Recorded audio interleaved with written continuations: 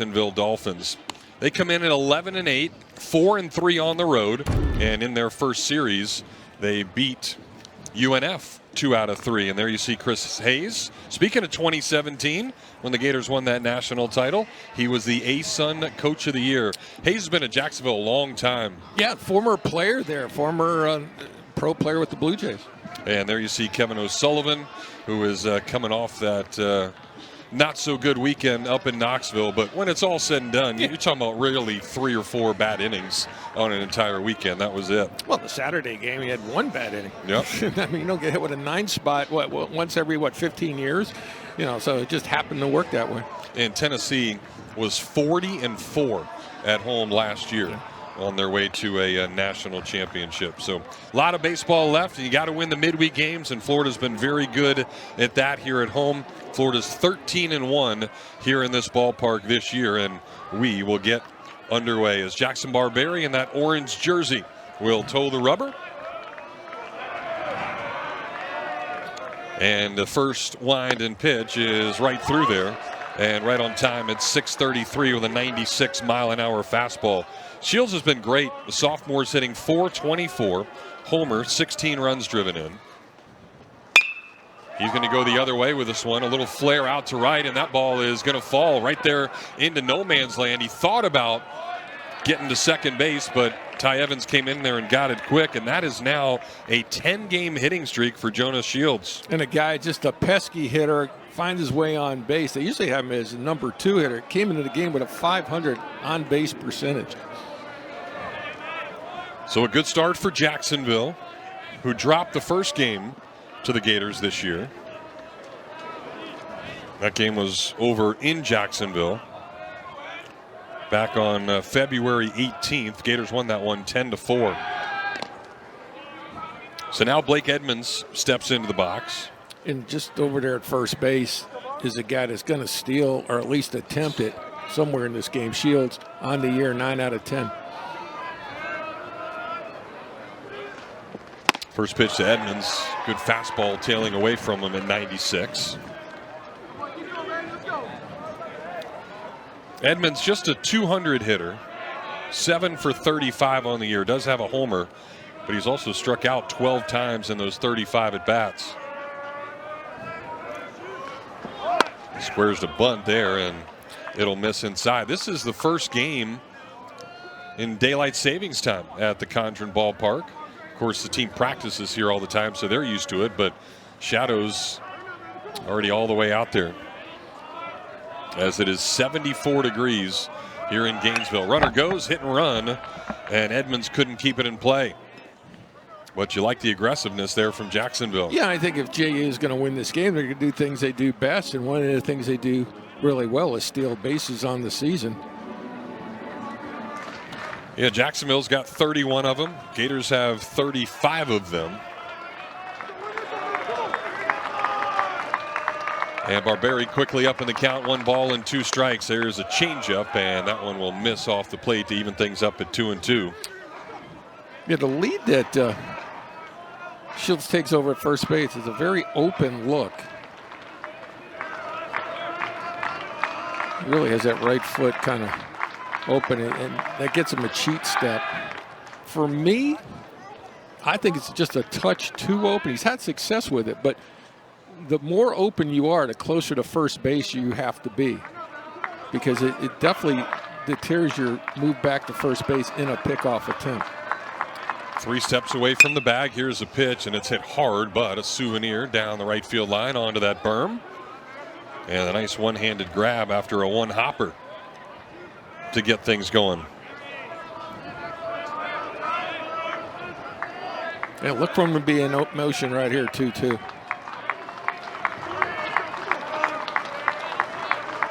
Same size lead over at first.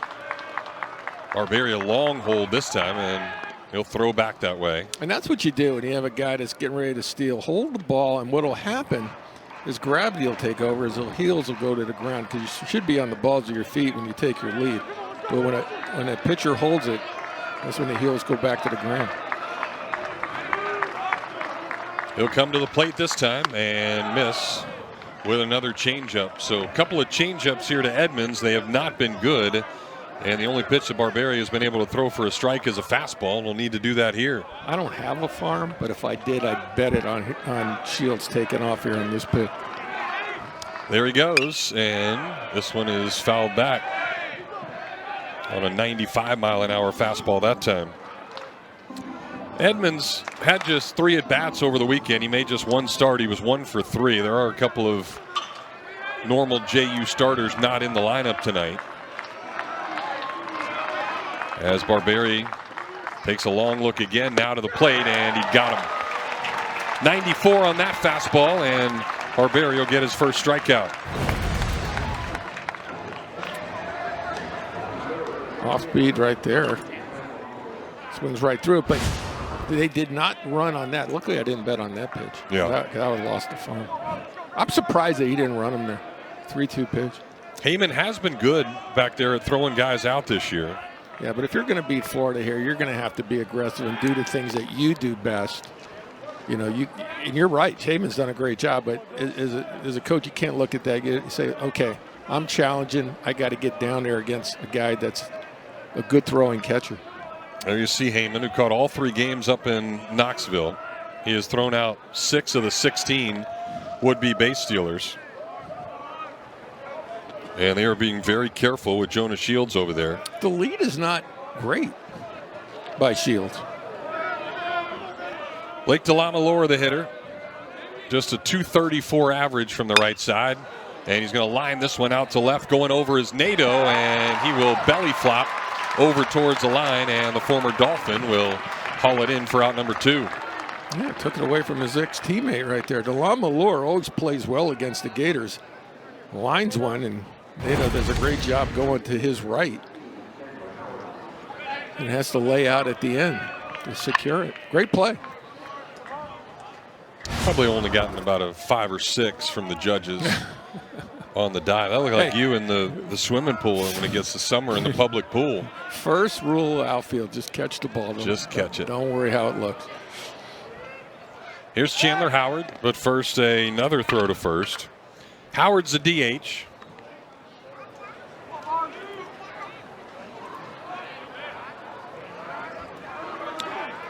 From over in Lake City.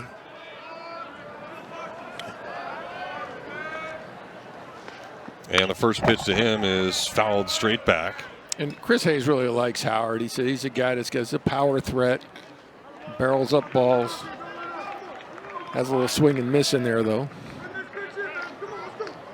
He's got 12 hits on the year, and 3 of them are homers.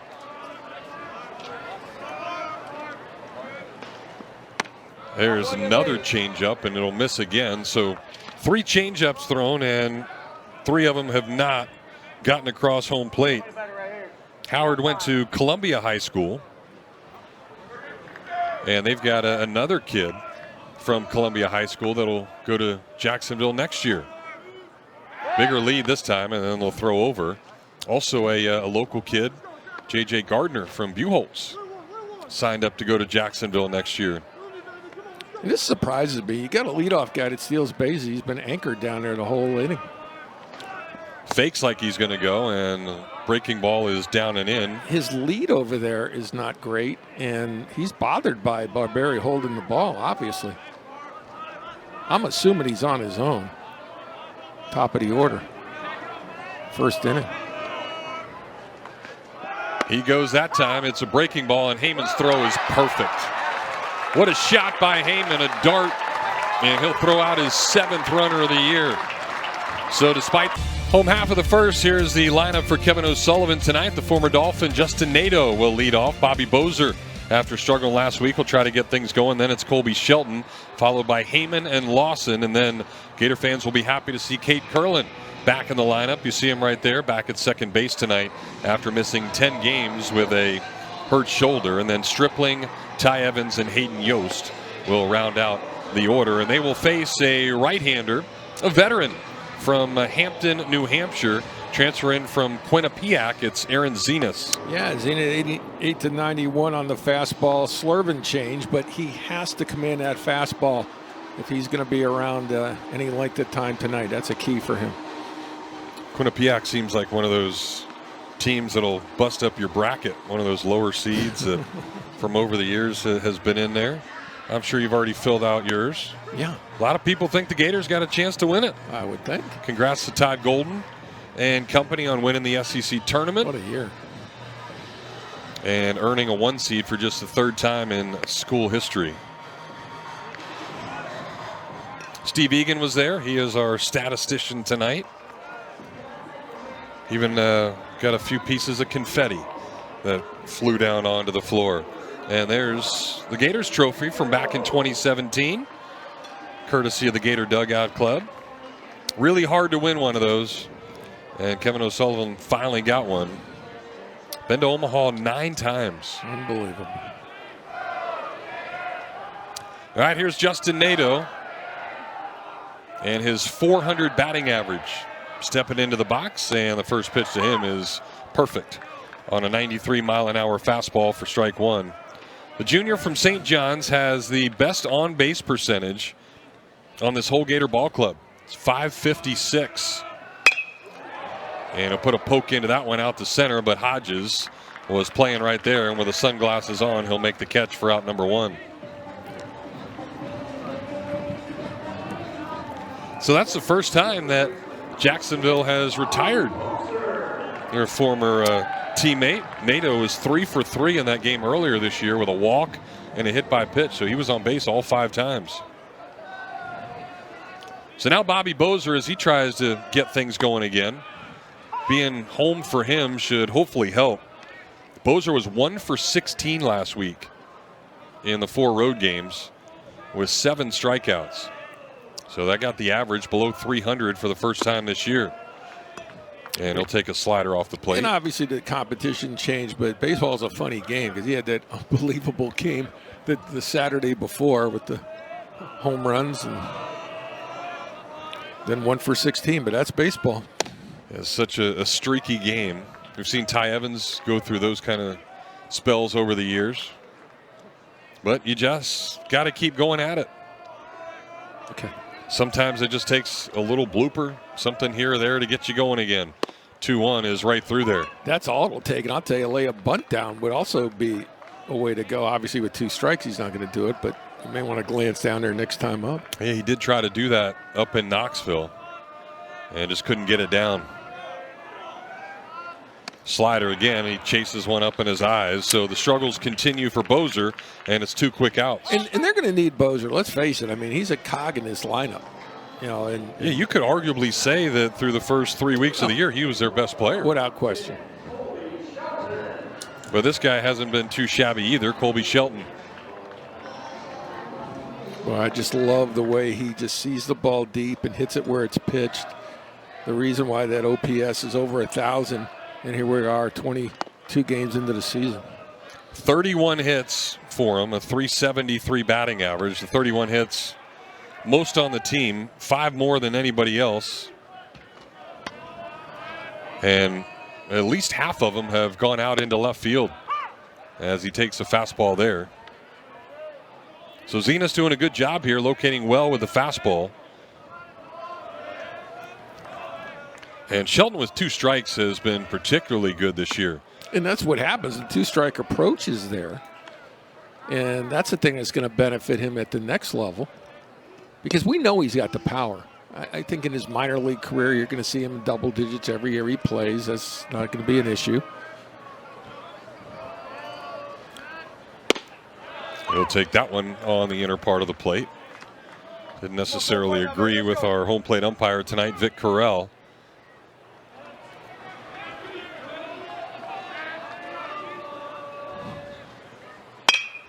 Does try to go the other way there, but chops it into the ground, and Hence has it. Throw across the diamond is in time, and that's a 1-2-3 first inning for Aaron Zenas. We'll head to the second, scoreless in Gainesville. Hello. Jeff Cardozo here. Scott Snyder doing all the hard work back behind the scenes.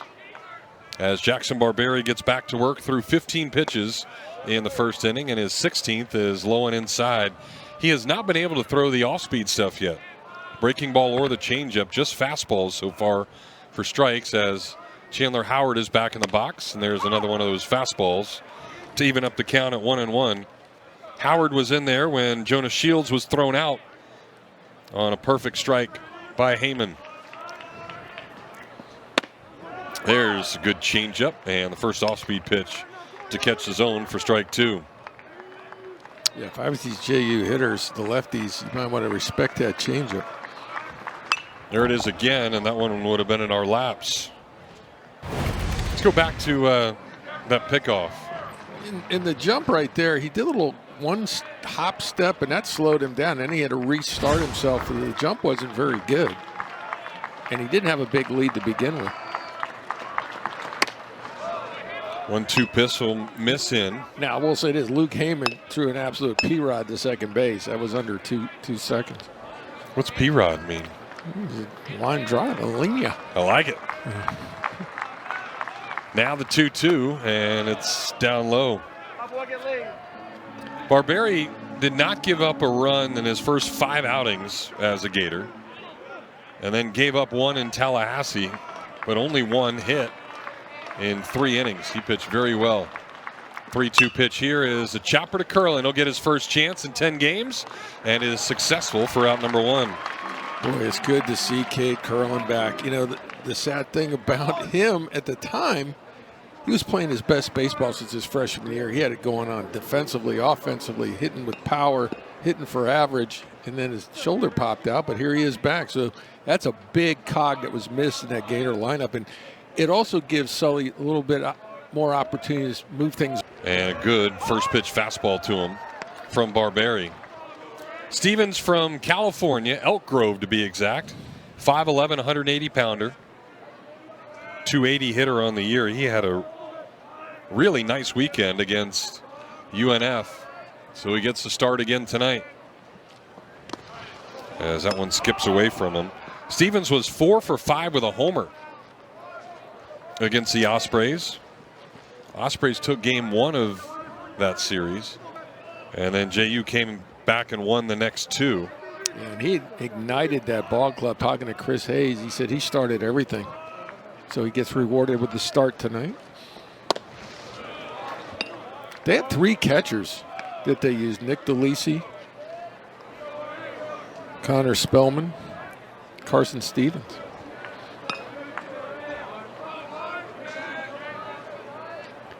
Two-1 from Barberi is another chance for Curlin, and he's got it no problem for out number 2. And going back to the play that he got hurt, and you're talking about his defense, he was going to his left and just made a tremendous play and still had the wherewithal to be able to throw the guy out against Miami, and then remained on the ground, and then you knew it wasn't too good.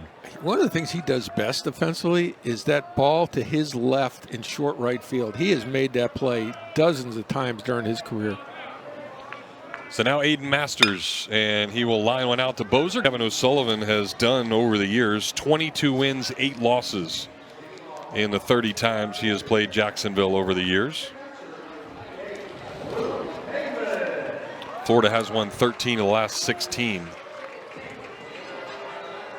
And these midweek games are certainly something of importance. Last year, not so kind, and it almost cost the Gators, but this year's been a different story. Absolutely. Almost didn't qualify for postseason because of midweek games. Luke Heyman in there. The junior takes strike 1. And fists this one foul back over the dugout. Heyman hit in the 8-hole all 3 games in Knoxville, but with no Brody Donay in the lineup tonight, he'll get the cleanup spot. And he's a guy that's going to hit double-digit home runs. So, good spot for him. Heyman's 6 career hits against Jacksonville, 1 earlier this year.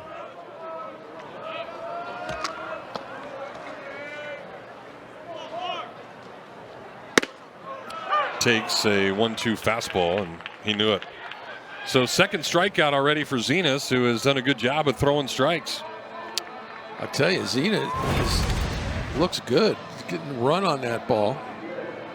Looked like a little two-seamer that ran back in and caught the corner out of the Cushing Academy High School.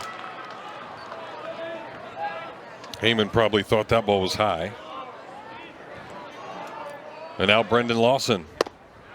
And the first pitch down and away for ball one. Cushing Academy in Ashburnham, Massachusetts. You know who went there?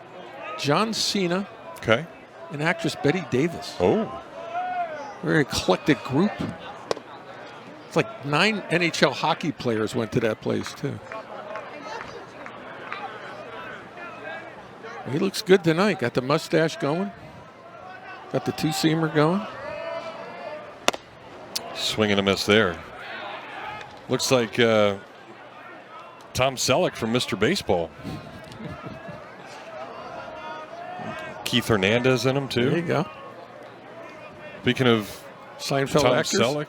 No, well that too, but already getting started over there in Major League Baseball, as this one is hit hard, but a one hopper right to second where Sheards will have it no problem for out number 2.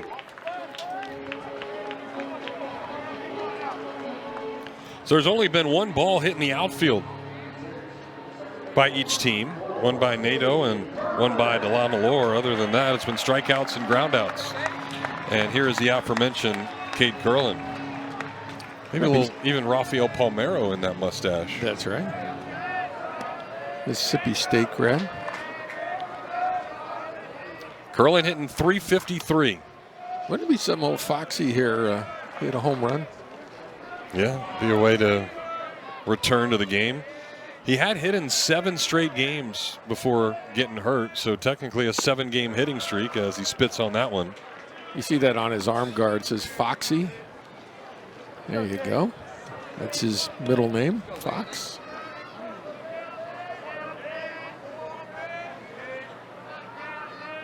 Bobbing those hands up and down. He's anxious to hit, and he just missed that one. Well, I bet you he's been chomping a bit. Nobody works harder than him, too. So for him being out, he's probably back in the lineup way more than people thought he would be just because of his work ethic.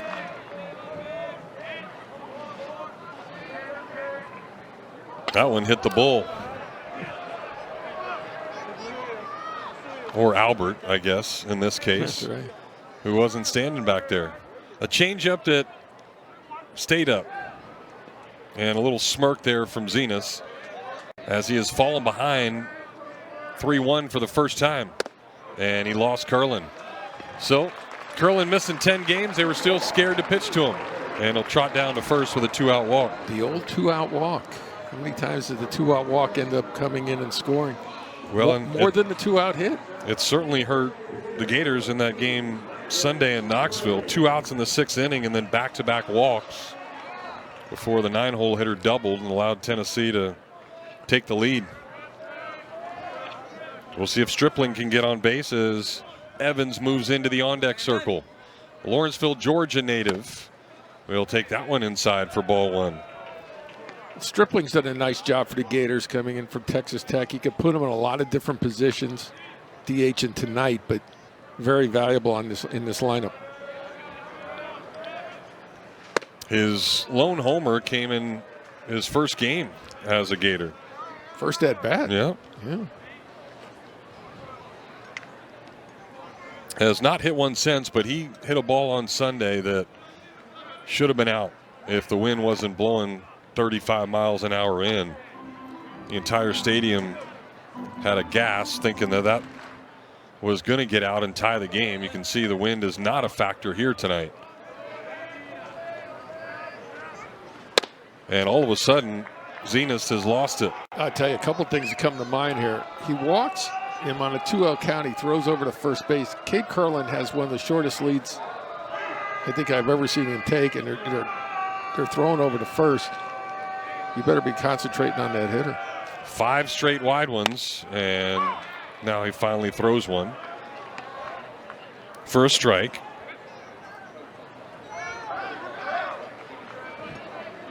Stripling just 2 for his last 13, so you'd like to see him get going again. This is his 14th start of the year. Gators' 22nd game. In and out of lineup a lot early, and then in the lineup a ton ever since Curlin got hurt. And he chops this one through the right side, and that'll be the first hit of the game.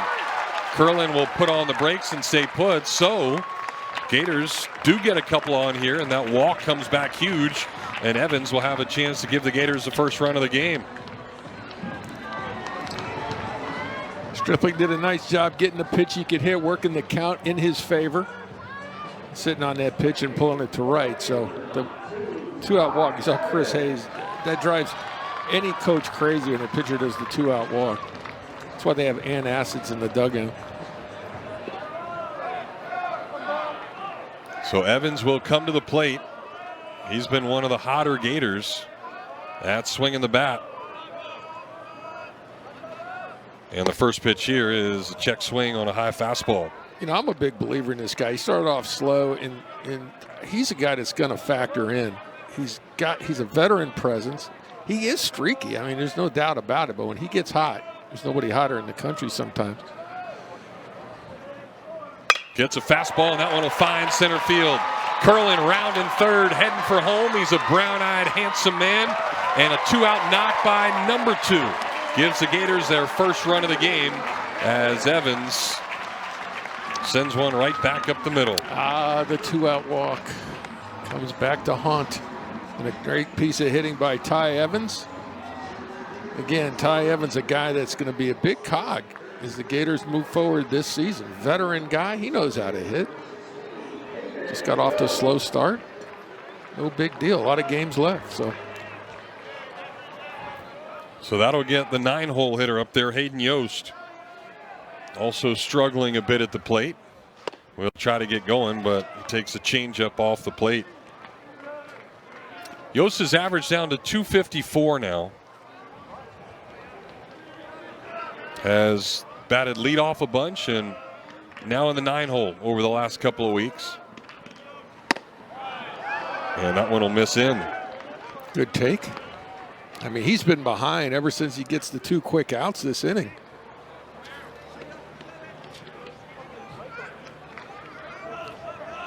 So Yost can try to sit on a fastball here, but it's not even close. You know, the at-bats for Yost are really interesting. He's just 6 for his last 36, but he's only struck out 2 times in those 36 at-bats. So he's putting the ball in play. Been robbed a few times, some atom balls. You know, he hit a nice line drive to left against Tennessee right at Abernathy, and he hit it right on the screws. Yeah. We'll see if he gets a green light here. I would think not. And you were correct.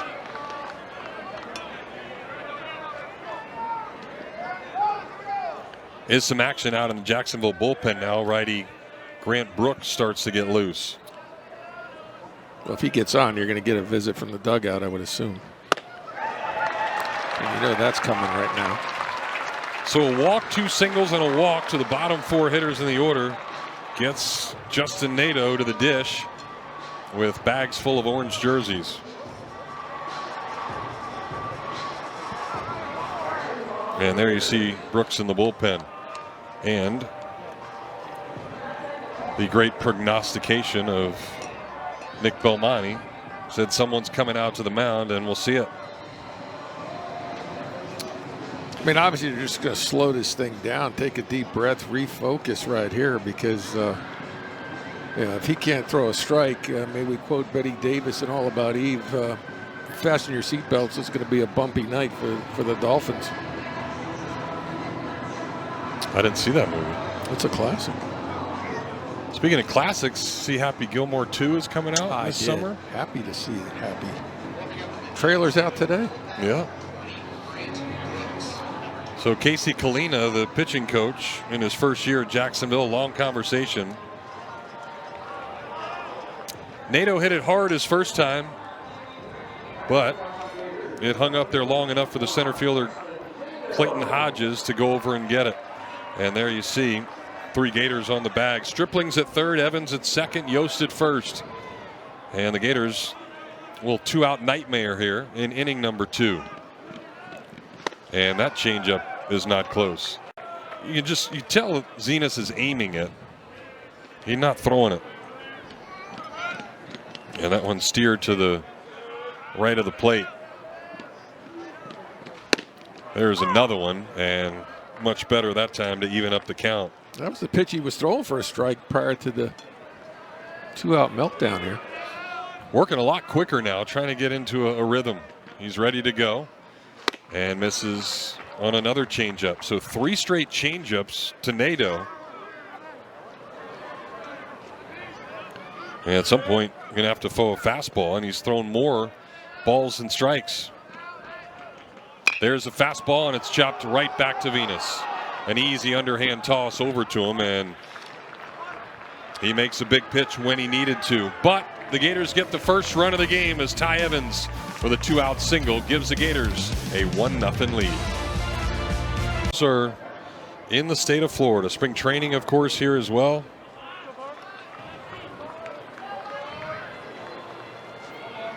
With opening day not in Florida. And this one is lined out to left by Cade Hentz. Nadeau trying to get there.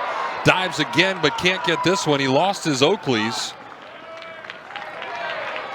And Barberi's going to give up a double down the line. Good effort, though, by Nadeau.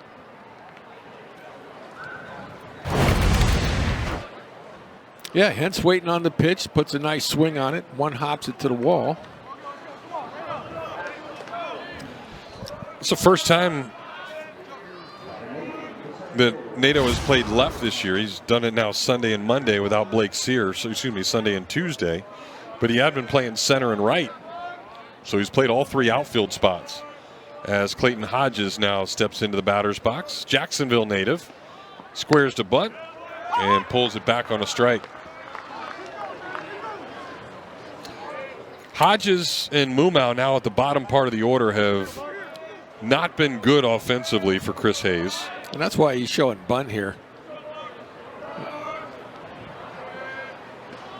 Does again, and he'll pull back on a slider that time. Hodges and Blake Edmonds are guys that are battling for a spot. And they both are playing tonight. They both came in this game hitting exactly, 3 for 30, or excuse me, 7 for 31, 200. Squares again and pulls it back again, but it's now twice he's done it on strikes. And Barberi quickly ahead in the count, 1-2. And speed is part of his game. That's why you get 2 for 1 there. You can try to beat it out, and you try to move the runner over. Not squaring this time, and that pitch just misses. And that's one of those as a hitter, you're holding your breath because you know it's at least 50-50. He's going to ring you up. Hodges was 0 for 9 with 5 strikeouts over the weekend. Barberi will try to get him here. The 2-2 pitch is fouled straight back. That one was just a cement mixer.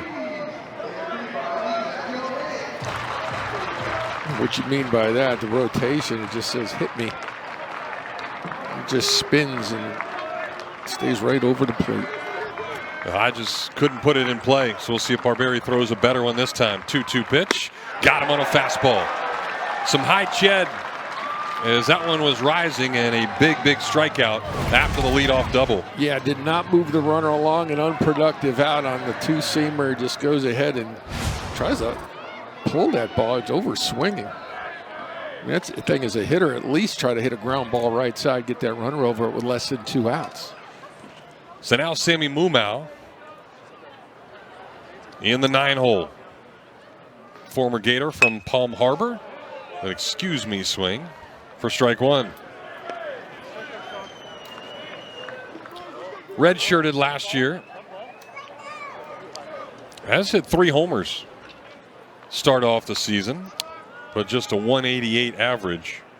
And he was 0 for 9, just like Hodges was on the weekend. Good breaking ball there for strike 2. So he's from Palm Harbor. That's where the Valspar tournament is. Yeah.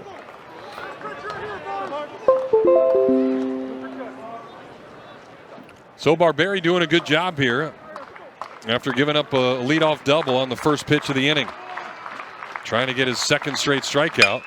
He won't, but it's just a lazy fly to center where Yost will drift over and make the catch. Tagging is Hentz. Throw is going to be just tardy. And Hentz will be on third now with 2 outs. But a productive out. get you over to third base where you could score on a variety of different things. I think the risk worth the reward right there, especially that ball hits so deep. And it does get your best hitter to the plate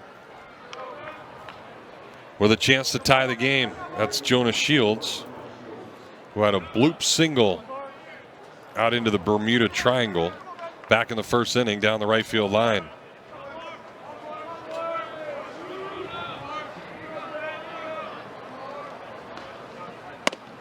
Good slider for strike one. That's still a thing. That was big probably when you were younger. The Bermuda Triangle. You didn't want to take a boat out there and get lost. Well, living in Miami, we knew all about the Bermuda Triangle. Yeah. No, didn't want to go out there. Don't hear that much anymore. Another breaking ball, but that one's up. Shields now with a 10-game hitting streak. And he's hitting well above 500 with teammates in scoring position this year. So big spot here for the freshman Barberi. 1-1 pitch is a really good one. And Shields' dad, Ian Shields, was the football coach when Jacksonville had a football team. And that's how Chris Hayes knew Jonah since he was a little kid.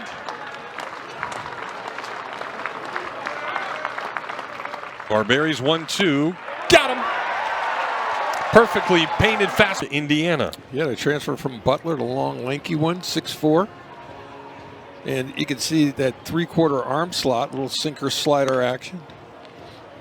He gets a good arm side sink. He was an infielder in high school. Didn't really start pitching until he became a collegian. There you see the numbers on the Quinnipiac transfer. Just the one run. Got out of a bases loaded jam with the top of the order. But it was the two walks that really hurt him. Yeah, and it could have been worse. I mean, he was one pitch away from the Gators blowing this thing open, but he was able to buckle down and get NATO to end the inning. So, got to hand him that one as well. I remember going back and watching some VHS film. I was pitching down as a freshman in Miami, and I don't remember who the announcer was, but I kind of looked like Brooks does on the mound, just a tall, skinny guy, and he goes, "Who's this Cordoza kid? He's a long, tall drink of water." That's it. So, not trying to be offensive. That's a compliment. It is. To Brooks as he gets ready to go. 7th appearance for him on the year. He'll face Bobby Bozer, who's first pitch hacking, and will foul it back for strike one. I'm not sure what you tell me what network it was. I could probably tell you the announcer was. Maybe Sunshine. Yeah. Could have been Lou Palmer. He was doing some games. So was Jay Randolph for a while. The great Sonny Hirsch. It might have been Jay Randolph. Okay. Bozer struck out his first time. That's been his issue lately. 1 for his last 13 now with 6 strikeouts. He won't chase that one. A couple of weeks ago, Bozer was hitting above 400. Still leads the team in RBI and is able to check his swing on that one. So back in the count now at 2 balls and 2 strikes. Bozer homered the first time these two teams met. He had 2 hits that night in Jacksonville, drove in 3. Yeah, Sully would love to see him get going right here. Little flare out towards second, but Shields is going to drift back and get it for out number 1. Good pitch by Brooks in on the hands. Yeah, that's that arm side run I was talking about that he gets. It just exploded in on the hands of Bozer and really nothing he could do with it.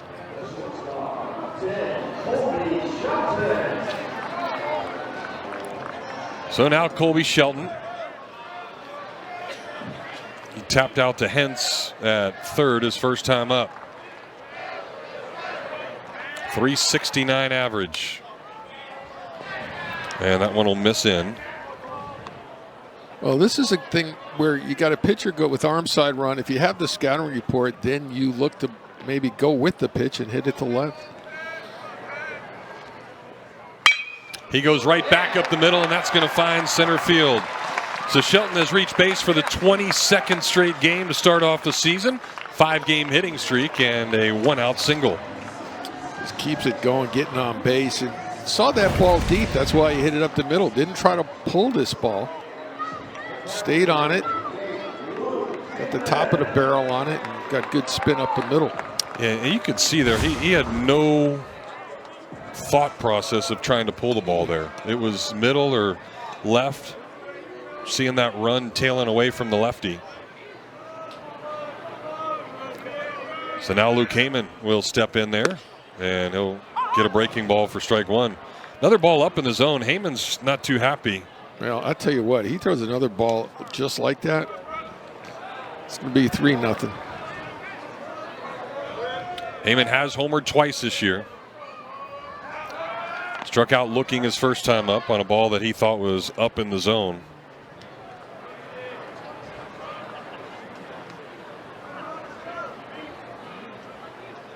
Heyman's had 22 career at-bats against the Dolphins, more than anybody in the lineup tonight.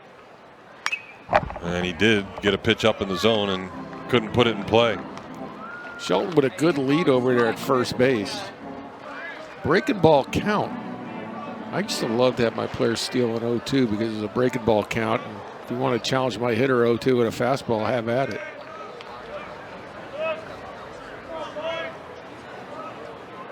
Long hold. And finally one to the plate, and Heyman sends it right back where it came from into center field. An 0-2 hanger. And back-to-back singles with it 1 out here for the Gators. And trust me, that long, excruciatingly long hold affected this location right here, 0-2. That's a hanging cement mixer slider right there. And his rhythm, you hold the ball. I thought someone was going to call a timeout, for goodness sake. It was like an oil painting out there. But finally, he goes ahead and makes the pitch, and it's not where he wanted to throw an 0-2.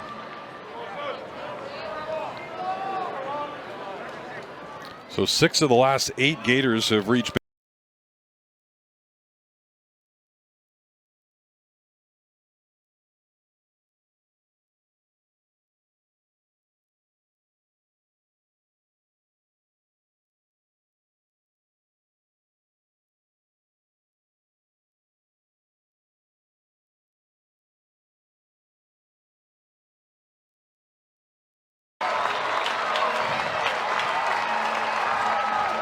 The freshman shows great ability to hit a baseball to all fields, and that's what he does right here. He keeps his barrel back,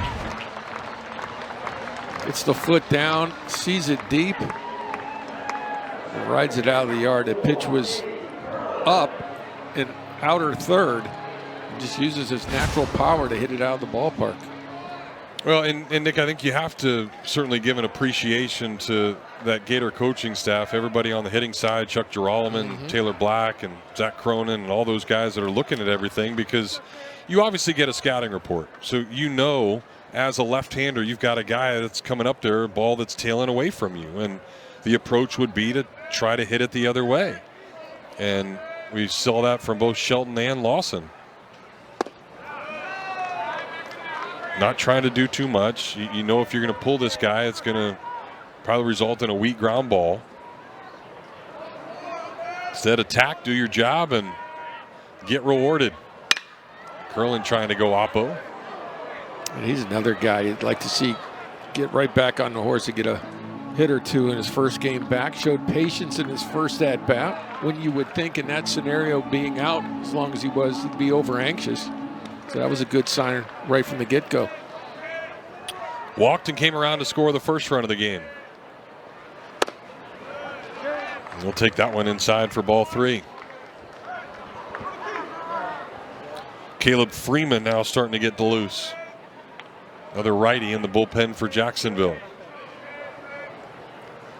Here's a 3-1 to Cade, and he's a little tardy on a fastball there. Just pulled off it. Shoulder flew open.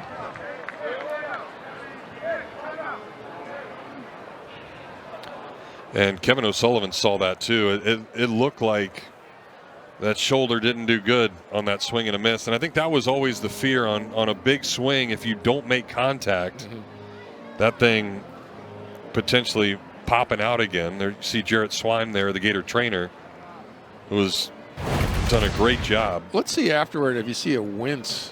Is that after the swing? Yeah. And that is when it's going to hurt the worst on misses. And unfortunately, that's going to do it.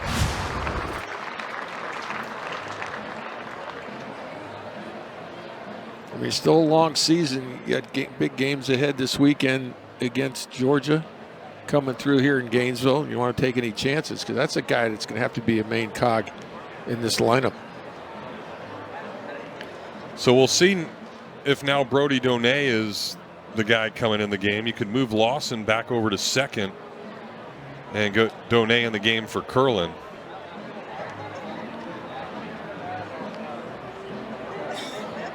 And yeah, you see Brody Donay there grabbing a helmet. He'll be up with a 3-2 count. So much for his night off.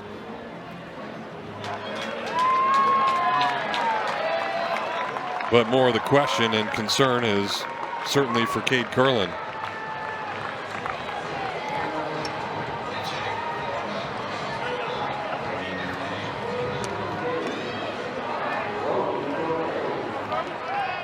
So Donay will be the hitter. And he's got really one pitch to look at. 3 balls, 2 strikes. And he'll get another chance. And if he ends up striking out, he doesn't get the strikeout. So you can go up there hacking right now. You can freewheel it. Donay, a team best 8 homers on the year. Grounds one right back up the middle. He will get that base hit, though. And that is another single. 4 straight hit for the Gators here in the inning. Yes, if you put it in play, it's all you. You see Cade right there. And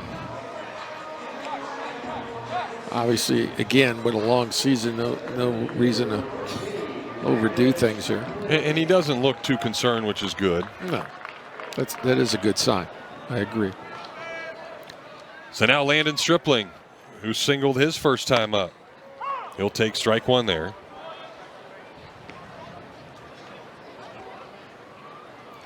That brings Stripling's average up to 283 now.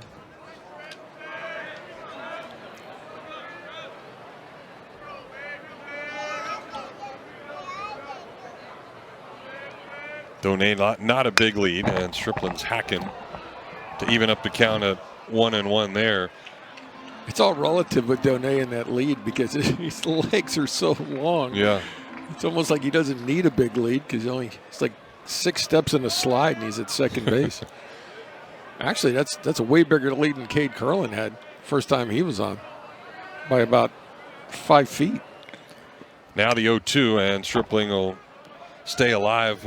We were in this temporary booth in Knoxville, so the fans were right below us. You could talk to them the entire time, which is great. So we're talking, they're commenting back and doing all these things. And somebody said that about Donay. He's like, man, he could take 4 steps and he'll be at second base. That's pretty much it. Very observant. 0-2 again, and Stripling stays alive again.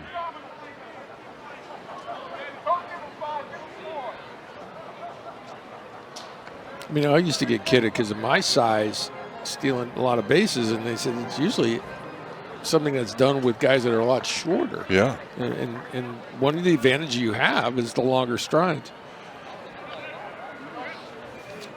Stripling in a good battle here. Another 0-2 pitch, and that one is well inside. You know, one of the things Sully has to concern himself with, and do you start Donay here? If he doesn't, I have a theory on why. Obviously, you got a hole on the right side for the hitter, left-handed hitter to pull one through. And the other is when you steal bases, that takes a lot out of your body. You're sliding, doing a lot of things that look, it's not the safest thing in the world to steal a lot of bases. There's a lot of injury that could come into play. And at this point, you know, you're second guessing a guy like Donay. Well, there he goes. Pitches off the plate, and he's going to be in there no problem. A head-first slide as the throw gets into center, but Brody Donay now with his 5th steal on the year in 6 attempts. And I'm telling you, he gets a good jump for a guy his size, and he has great stride. Now his foot going back on the first step, I don't like, but once he gets going, the stride is solid. So Stripling's got a chance to drive him in now. Got a nice long at bat, fouling off several pitches. And he'll chop this one to first. Masters will wait on it and step on the bag in front of Stripling for out number 2 as Donay makes it to third. And Ty Evans will get another chance to drive in a run. Ty got off to a really slow start, and you look at him now, he's 6 for his last 13 with 7 RBI. So you know that coaching staff loves to see that. They know they need Ty Evans a part of this offense. And he has home run power, even though he hasn't had one yet this year. I mean, that guy, she's right there you're looking at. Nobody hit more home runs in one College World Series than that man right there. Yeah, which is crazy thing to think about. He had 13 homers a year ago. And the ballpark in Omaha is not what I would call hitter friendly. Yeah. So that's quite a feat. The old Rosenblatt Stadium was. Yeah. But not the new one.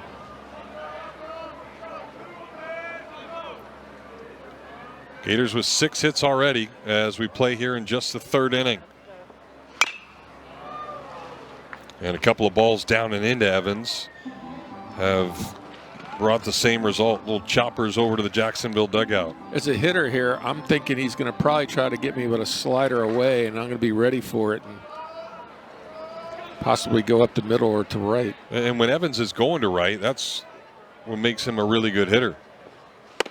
But they go away on the fastball.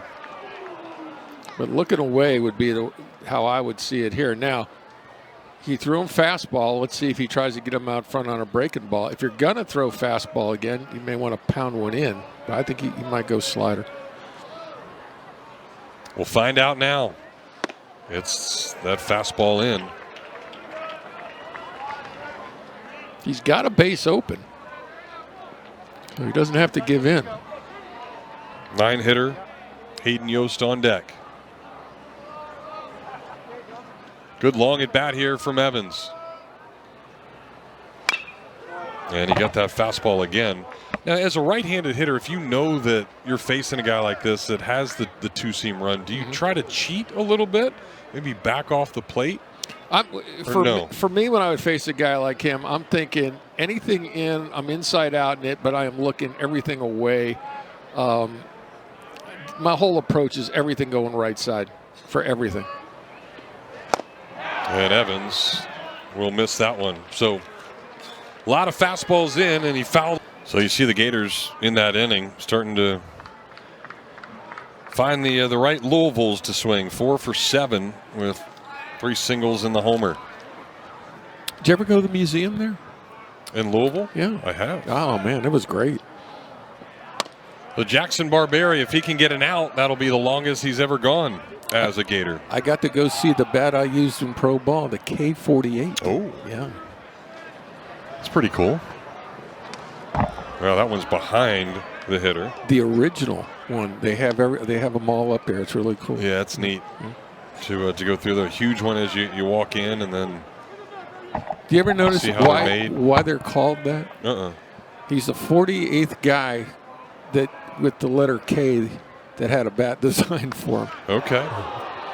Well, Barberi is going to plunk Edmonds that time. He threw it behind him and then throws it right into him. Not the best way to get things started, especially after your team just scored a bunch. Right on the ankle. And here comes Kevin O'Sullivan. I think this is part of what happened at Tennessee. Yeah. Gators, if you look at Liam Peterson on Friday night, he was cruising along, and then the 5th inning started. He walked the leadoff guy, and that was the 9-hole hitter. And then you had on Saturday, of course, that inning that got away from Florida. That started off bad with a couple of singles and then a walk. And then the inning in the 6th, where after you got the first 2 guys out, it was a couple of walks. So after Clemente came out of the game too, that was a big part of things. And on the pitching change, Gators weren't able to throw strikes either. So we will see a pitching change here as Barberi will not stay in the game. Christian Rodriguez in. We'll tell you all about him when we come back. Describes as the Bugs Bunny change that he throws. It is quite something to see, and I'm sure it will be coming up soon.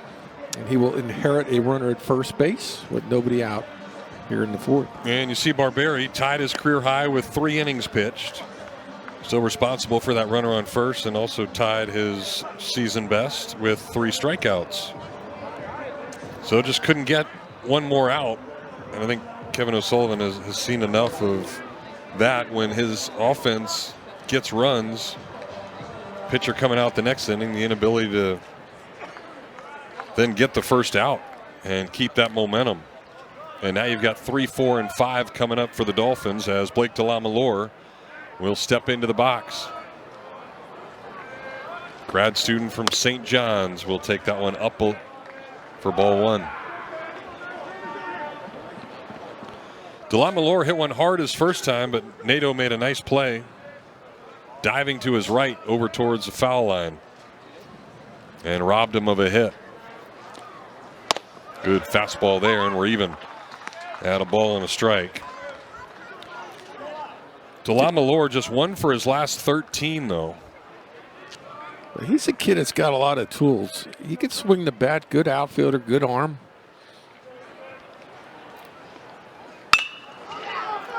A little late on that fastball. DeLamelore got hurt and missed all last year. Got hurt the first, I want to say first or second game of the season.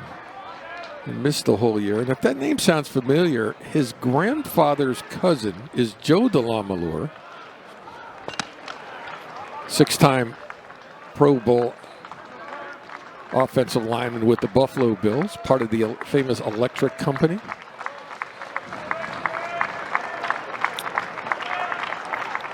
Now the 1-2 pitch, and that one is up. We don't have cool nicknames anymore. No. Like that used to be a standard with everything.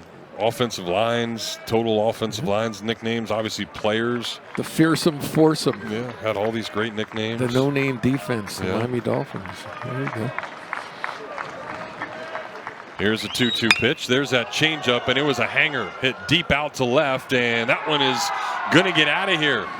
So DeLamelore leaves a yard for the 4th time, and just like that, it's a 2-run game. And not where Rodriguez wanted to put that pitch. Well, the descendant of the guy that was in the Electric Company puts a charge into one. And we've seen him through the years play the Gators tough. He had a rough weekend against UNF, and it was just time for him to hit. And that pitch is up in his eyes, and he made him pay. So Rodriguez tried to go to his best pitch, but it was not one of his best. And now Chandler Howard steps into the box. So that leadoff walk, getting Barberi out of the game, certainly changed the inning. Or hit by pitch, not the walk.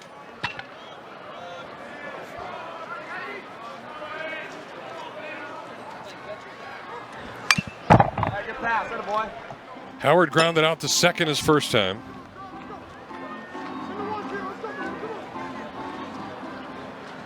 He has reached in 9 straight games.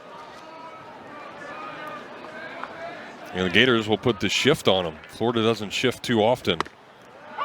As Rodriguez catches a corner with that 92-mile-an-hour heater. See Shelton on the second base side of the bag. Gators have to get used to natural grass again. 3 games on turf in Knoxville. A 1-2. And he's stuck with a fastball. Yeah, the Gators have an auxiliary infield here at its turf. So they do get ready for those kind of things, and they go on the road. A lot of the schools up in the north use turf now.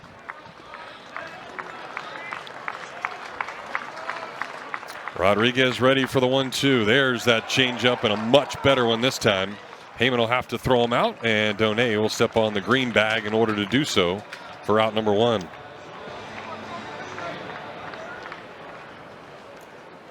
Yeah, a play like that, the defense chooses to use the green bag. The runner at that point now switches over and uses the white bag.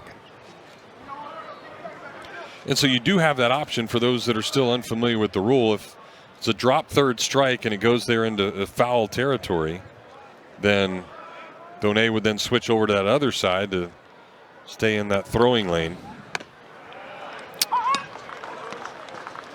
Still don't get why the Gators don't go with the orange. Tennessee didn't have orange bag either. I noticed that. So all the teams that wear orange are having green bags. Carson Stevens, a hitter. He took a good breaking ball for strike 1, and now a fastball. That one got a piece of Vic Carell. I would understand it if the game was being played yesterday. Yeah, St. Patty's Day. You see that a lot of times in spring training. All the bags are green. I've seen that done for St. Patrick's Day. Yeah. And how about that? Rory McIlroy, speaking of TPC, winning on St. Patrick's Day. That was the second time he had won TPC both on St. Patrick's Day. I heard that and I went, wow, there's something to that. Yeah, look at the Irish. Yes. Rodriguez settling down a little better now. He's got the breaking ball. Fastball's been 92, and then that good changeup.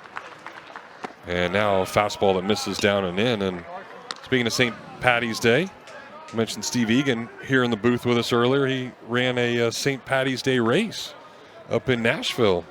Finished third in his age group. Got a snazzy little medal. Wow, 50 and under, huh? Yeah, Nice. Isn't that crazy? Wow.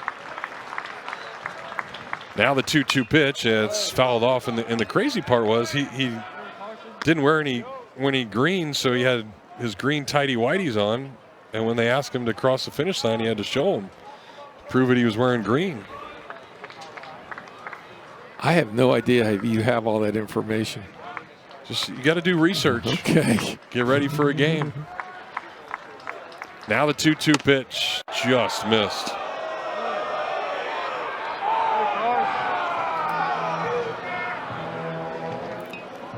Heyman is very vocal back there, at least animated a lot when he thinks pitch is a strike. So the count now full. And that fastball is a good one. Little lazy fly out to Yost in center. He'll drift over and make the catch above his head for out number 2.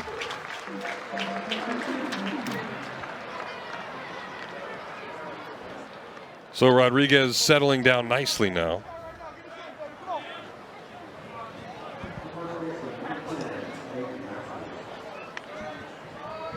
It'll be Aiden Masters. Cotton candy sky. It'd be nice to have right now.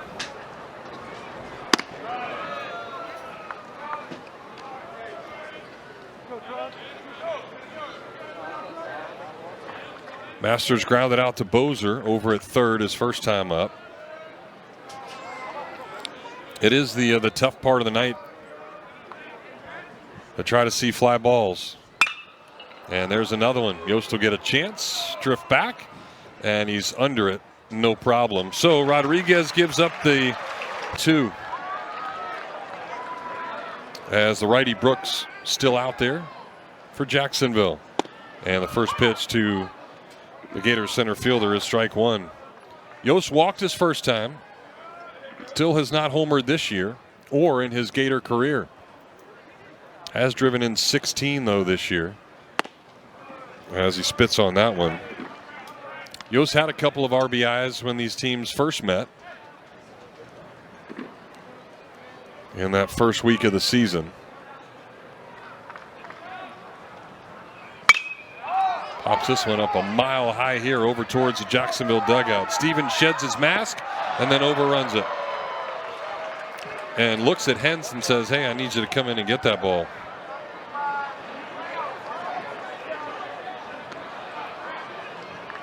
Well, as a catcher, you know the spin's going to bring it back towards the infield.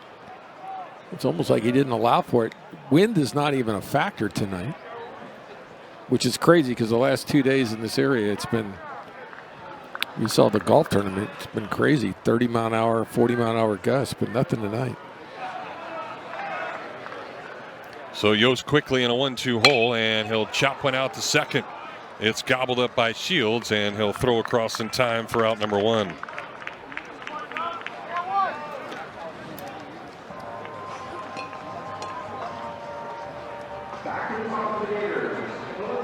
So back to the top and Justin Nadeau. Might not be a bad time to drop a bunt here. Cade Hentz, no way if he lays one down is going to make that play. He's playing 3 steps behind the bag and over. And another one tonight in the person of Nadeau. As you see that two-seamer spinning away. He says, I don't need to bunt. I'll just hit a ground rule double.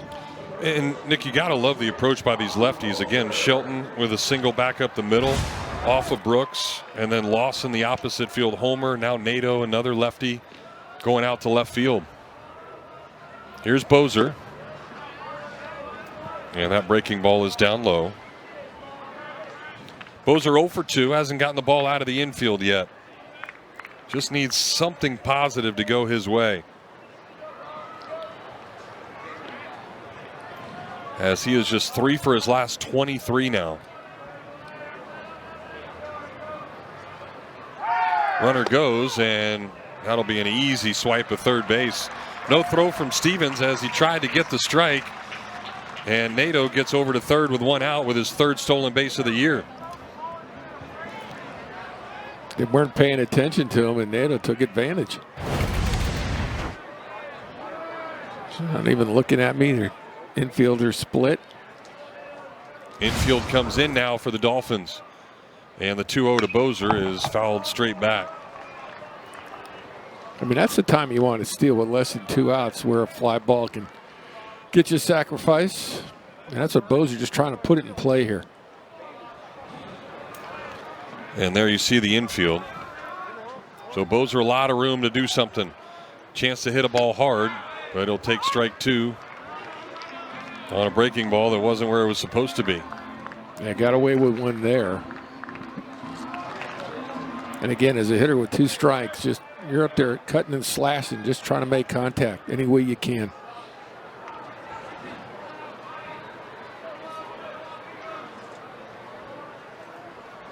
And Bozer can't get that one either. So his struggles continue. Chasing the ball out of the zone, and that's the 2nd out of the inning. And this is a big at-bat in this ball game for this reason. I mean, the Gators jump out to the lead as you see the slider away. Jacksonville answers with 2. The Gators give up a shutdown point opportunity last inning. And if JU can get one here, the momentum of this game would clearly shift to the Dolphin dugout. Probably the best pitch by Brooks all night, and it came in a big spot. So here's Shelton, first pitch hacking, and that'll be fouled down the first base line. Shelton's been really good this year with 2 outs, hitting .419. So this is certainly the guy you want up there. He's hitting just below 400 with runners in scoring position. Got his 32nd hit of the year, his last time up. He tries to go the other way with this one, but he's in an 0-2 hole.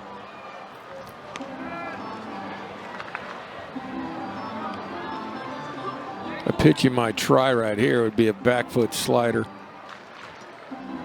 But you would definitely want to be it down, get that pitch down.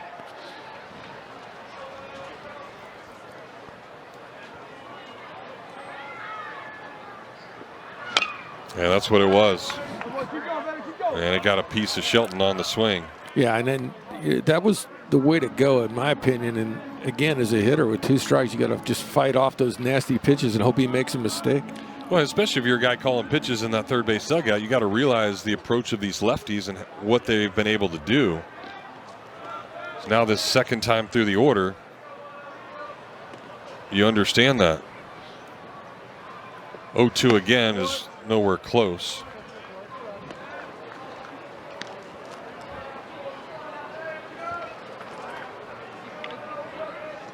Gators have already left 4 on base tonight through the first 3 innings. Shelton trying to prevent that happening again.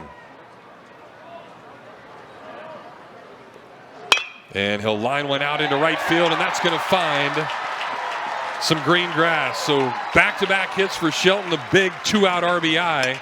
And the Gators get one back to lead it 5-2. Yeah, get one back, change the momentum of this ball game. The 2-out RBI gets it done for sure, and mentally that's a big lift for the Gators. Goes down and gets that slider. Pitch was out of the zone, but he didn't care. He saw it well and went down and got it. So the 2-strike approach continues to be really, really good. The understanding from Shelton. Shelton's a guy that hit 254 last year, and he's inching close to 500 now as Heyman swings and misses at a first pitch fastball. So the power numbers certainly not what they were a year ago, but I think scouts have to be sitting there watching Shelton saying, but look how much better of a hitter he's become. Well, the power is going to come, and you'll see it this year. That one got a piece of Heyman. And when you get to the next level, a lot of times the power for a lot of hitters doesn't show up until your third year in the system.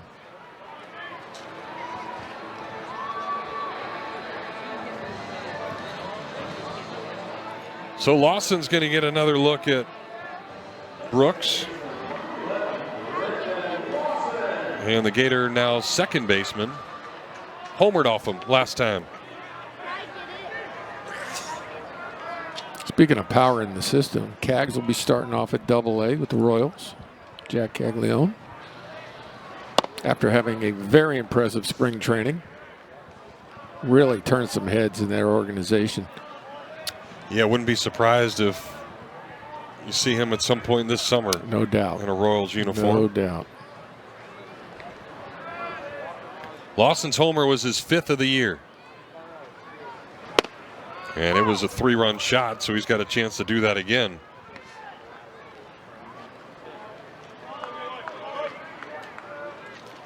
You'll see a lot of Gators at the major league level. So look back to second.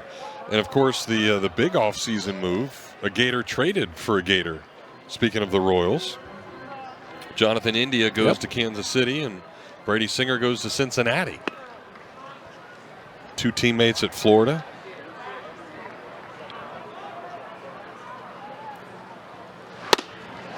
Yeah, 1-1 backs Lawson off the plate. Wonder if they're going to buy each other's house. Smart. Get a good deal. That's right. Caleb Freeman continues to warm in the Jacksonville bullpen.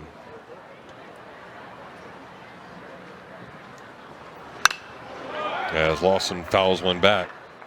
Remember Steve Spurrier telling me a story that when Will Muschamp and them, both going to South Carolina and Florida and both having stuff, Spurrier went to Muschamp and said, "Hey, you want to trade a bunch of ties?"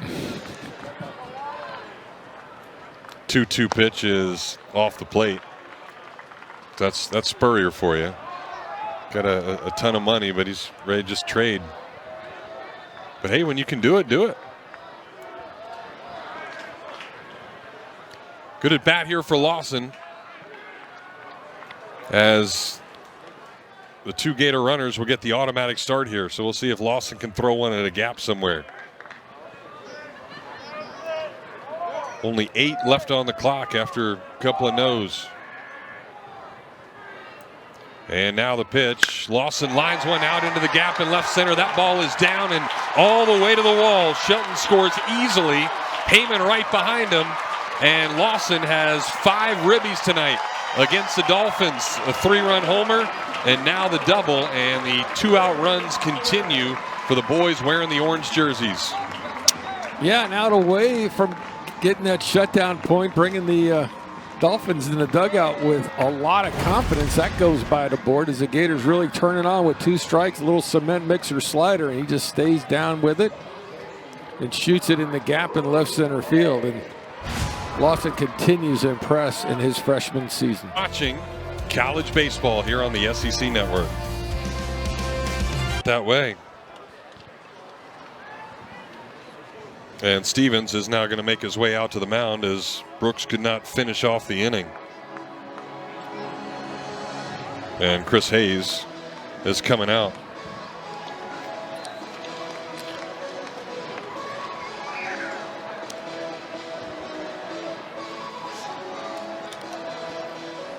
So Lawson with the big night.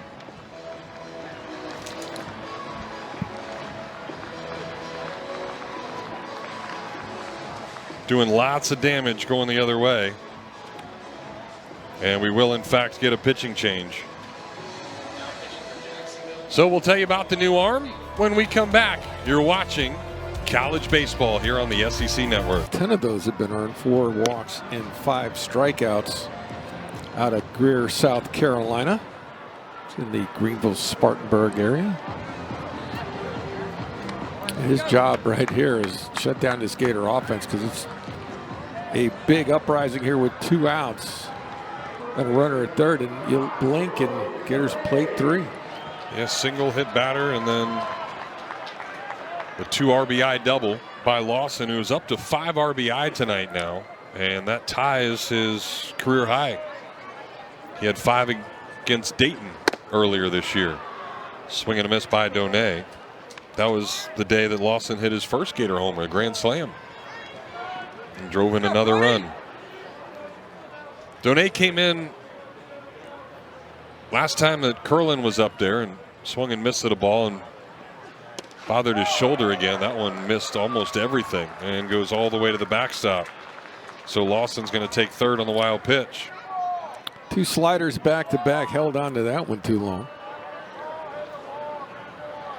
But do not want to challenge Donay. Curlin walked his first time and then swung and missed at a 3-1 fastball. You could see him grimace a little bit. Kevin O'Sullivan and Gator trainer Jarrett Swime came out as Donay misses another slider, and just as a precaution got Curlin out of the game as he's still trying to get that shoulder stronger. And that was the one fear, was a swing and a miss. That's probably when it's going to hurt the most. At game speed. Yep. That's the key.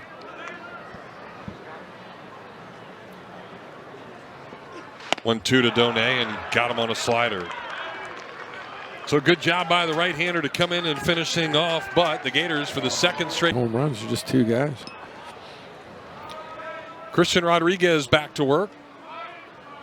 He'll face the sophomore from Ocala, Cade Hentz. And the first pitch down low for ball 1. Hentz went to Trinity Catholic High School, played for former Gator Tommy Bond. He's done a great job with that program down there. 1-0 pitch is a swing and a miss on a high fastball. Rodriguez was up to 92 with that fastball. Looked good after giving up the homer to DeLaMalore on a hanging changeup. Got a strikeout and 2 weak fly balls to center. Good fastball there, and he's quickly up on the count, 1-2. Hentz and Mumau were both competing at shortstop up until they had to make a decision finally. All fall they were both playing short. Hentz, a .255 hitter. He doubled in his first at bat tonight. Gives somebody a souvenir here down the first base line. Hentz was the starting shortstop, all at 24 for Chris Hayes and the Dolphins. And Mumau came in, and they knew that Hentz could play the left side, so they just stuck him over at third base. Rodriguez is 1-2, just missed. Yeah, Hentz has now reached in 8 straight games. So even though the average isn't that good, he's getting on base. It is the bottom of this order that has really struggled for Chris Hayes.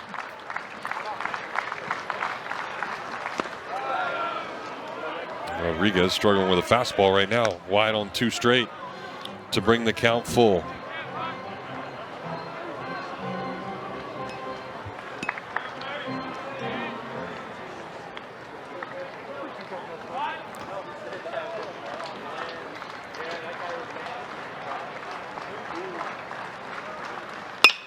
There's a better fastball, a little lazy flare out to right. Evans will have a beat on it, come in and get it for out number 1. In Jacksonville tonight, without one of their better players, Jaden Bastian, 360 hitter with 11 stolen bases, 4 home runs, 20 RBIs, actually suspended by the league over something that happened in one of the games. It's something about a celebration after a home run or something, but not playing tonight because of it. Chris Hayes was disappointed he couldn't. That ruling came down today because as of yesterday, they thought he was gonna be in the lineup today. Yeah, he's your top RBI guy and tied for the team lead in homers. And not have him against the Gators is a big loss. And then Josh Steidl, their veteran first baseman, 4 home runs, 16 RBIs. Nursing a little injury. They didn't want to push it. They had a big conference weekend and sitting him out tonight. They got Stetson this weekend on the road. Actually, Stetson goes to JU. They got some good road trips. I mean, they're like commuters. They got Stetson and UNF in the same conference. I mean, yeah, Steve Strimper's Stetson squad will come here in a few weeks. 1-1 pitch is hit hard, but right at Bozer.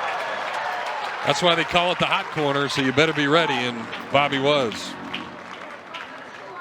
Well, Christian Rodriguez is doing exactly what he needs to do. Throw strikes with the lead. Let him put it in play. Let the defense work behind you. And that's what Sully wants him to do, and he's delivering. You know, you do things like this, you're going to get more opportunities in a Kevin O'Sullivan pitching staff. I guarantee you that. He's got to be thrilled. Well, and again, it was 1 pitch away from the Gators just scoring 3. And then you got to a 3-2 count, but he was able to throw a strike and not walk the leadoff man. You know, that would have completely turned around this inning. Sammy Mumau chomping on his big league chew. You know what was involved in that when it all started? Jim Bouton, the pitcher. Oh, yeah? Yeah. The author of Ball 4, one of the greatest books ever written in the history of the world. That's what everybody tells me. Still haven't read it. Isn't that crazy? I need the movie version. Watch on a plane ride. There never was. I know. I got to meet Jim Bouton when I was playing for the Gators. We were playing down in Rollins. It was before spring training, and he was making one of his many comebacks, and he was working out there, and he was like a hero to all of us because we had all read Ball 4. Sure. He couldn't have been nicer. The late, great Jim Bouton. He's a heck of a pitcher. Good fastball there, but even a better swing by Mumau as he lines one over Bozer's head, and it's a 2-out single for the 9-hole hitter.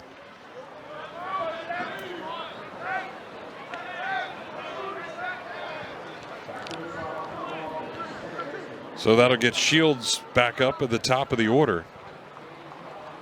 He's now got a 10-game hitting streak after his first inning single. But then Luke Heyman said, "You're not going anywhere else," and threw him out trying to swipe second base.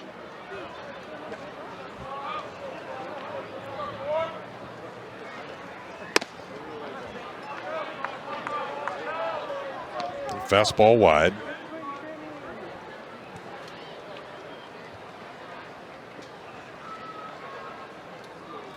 Jacksonville will get Stetson, and then they've got UCF during the midweek, a UCF team that pounded Miami last midweek.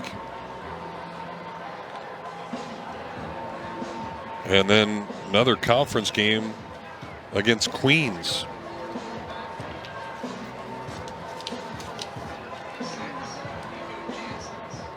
Nico Jansen starting to get loose for the Gators. Another freshman. Left-hander.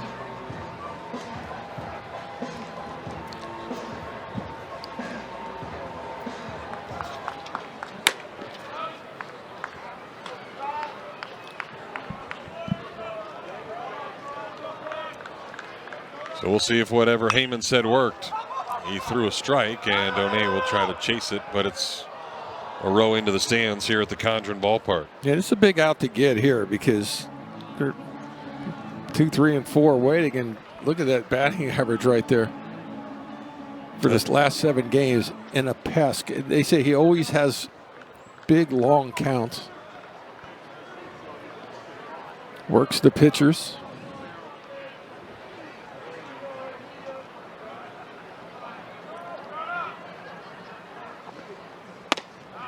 I talked about the fact that he was known to Chris Hayes as a child because his dad, Ian Shields, was the coach at Jacksonville, and they had a football program. Now Ian Shields is the head coach at Minot State in Minot, North Dakota. Actually, to be in that area this summer doing a tryout camp in Fargo. Wow. Yeah. Well, Rodriguez is going to plunk him here, so he's struggling with his fastball command right now. Arm side there, arm side away, was wide on a couple of them, and all of a sudden, Dolphins have a couple of guys on for Edmonds. Did you know that Minot beat Winona State the last game of the year? I did not. They did. That runs back in on him right in the upper thigh. And Kevin O'Sullivan out to the mound, and he's going to make a move. So Rodriguez trying to finish off his second inning. He couldn't do it as he gives up a hit to the 9-hole. And Nico Jansen's will, in fact, come into the ball game. So we'll see a left-on-left matchup when we come back.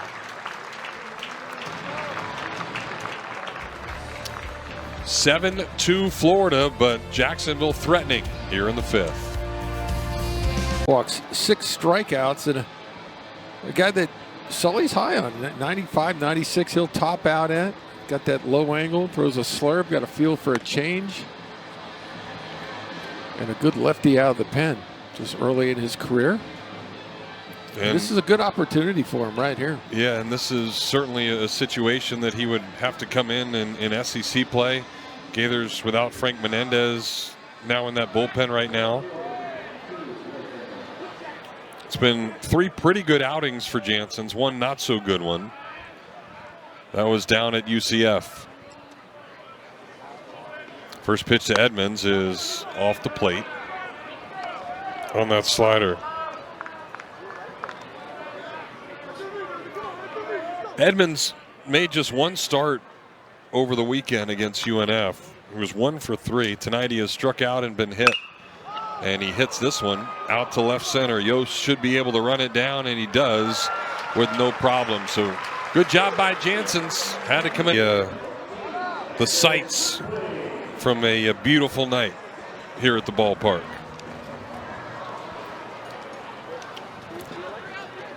Gators have the bats going of late. They've scored 7 runs over the last 3 innings, and Landon Stripling will get to work trying to do some more damage, but he'll swing and go around for strike 1. Freeman back out there for Jacksonville. Came in and got a big strikeout of Brody Donay on sliders just like that.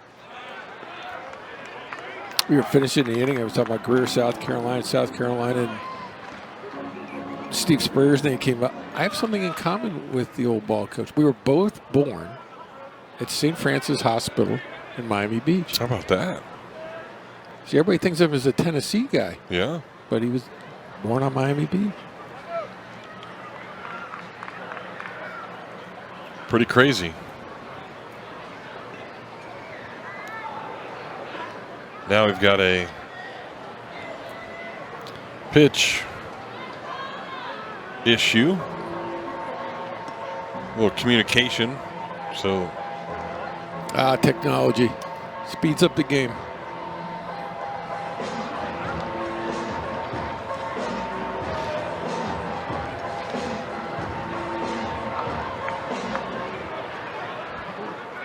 So Freeman's got it fixed now, as Stripling finds himself in an 0-2 hole. He's 1 for 2 tonight. Can you imagine a couple of years from now, someone's going to be telling a story? You mean as a catcher, you actually had to put fingers down? And that's how you did it? Yeah. Wow. How archaic is that?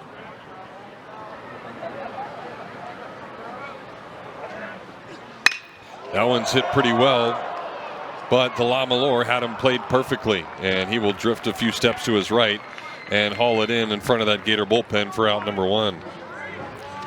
Well, and even, to that, we've got daylight savings, so sometimes a little harder to see at certain points of the day. Remember when a lot of the catchers had to grab the chalk, which they don't even use chalk anymore, put it on their fingers so the pitchers could see it, right, or even paint their fingernails. Paint the fingernails, absolutely.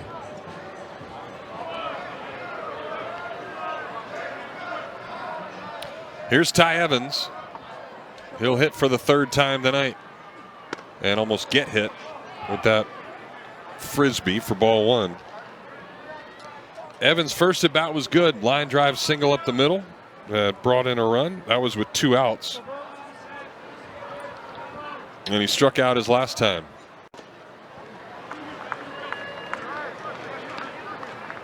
But again, Ty has got to be part of this going forward, in my opinion, if the Gators are going to go deep into the postseason. He's a veteran guy. He's been through it. He's been successful. Just make sure you stay healthy. He's going to get hit there. So 3 straight balls in under his hands. And that's how they're attacking him. That's how they struck him out back in the 3rd. But that one too far in. And the Gators get a 1-out base runner. And he's frustrated. He wants to, he knows he's seeing the ball good. He wants to hit. Yeah, he's on base. But, when you're feeling confident as a hitter, you want to get your swings in.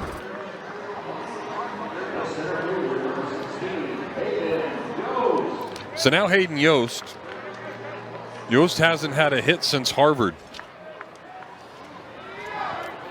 He was 0 for the weekend at Tennessee, 0 for 1 tonight with a walk. Evans faked like he was going, and all of a sudden Freeman can't throw a strike. And there's nobody warming up in the Dolphin bullpen.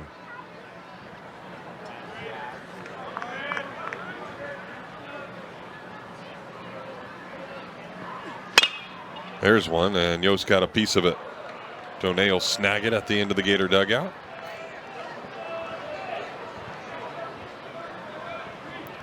Big crooked number right here, and the game can end up ending early. So JU's got to be careful with that. Runner goes. Throw is on the shortstop side of the bag, so that's going to allow Evans to swipe it. And for Ty, his first stolen base of the year.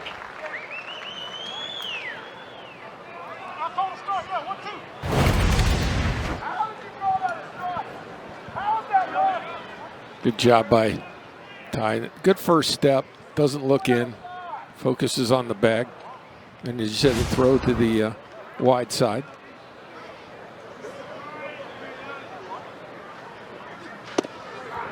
That changeup nowhere close. And we'll even up the count at 2-2. Yost drove in a couple of runs the first time these two faced each other. So we'll see if he can get the Gators one here.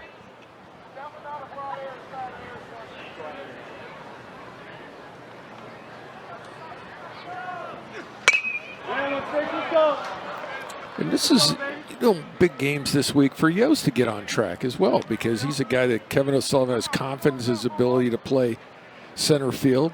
He can go get him with anybody, so there's that aspect of it. And now we don't know what's going to happen with Curlin. Hopefully he'll be back for the weekend. I would assume he's not going to play tomorrow night. And Hayden's got to be a guy that figures in this lineup. And he's going to get plunked. So Freeman all of a sudden all over the place. He hits the 8 and 9 hole guys to get back to the top of the order. And there's still nobody out in that Jacksonville bullpen. Yeah, and you got to worry about, if you're Chris Hayes, big crooked number here. You're looking at a 10-run rule. This game will get away from you in a hurry.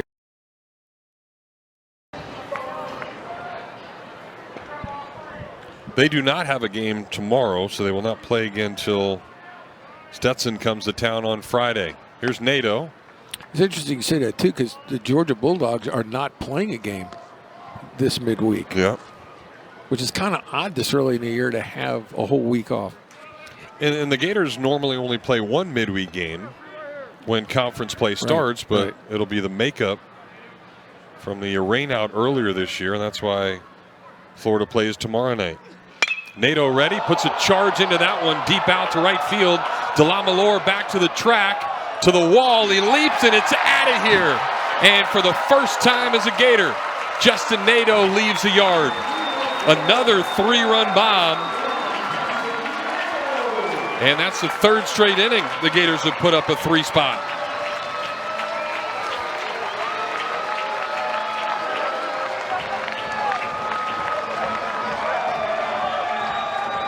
Against his former mates. That had to feel good.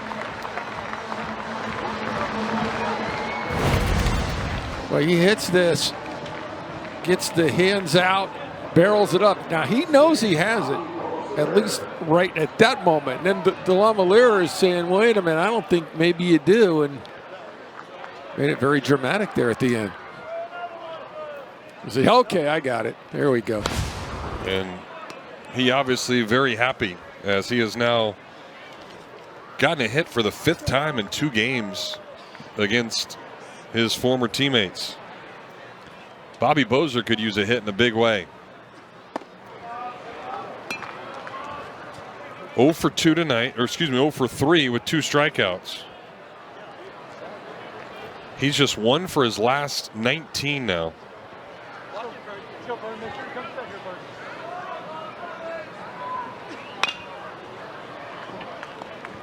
And he's quickly in a 1-2 hole.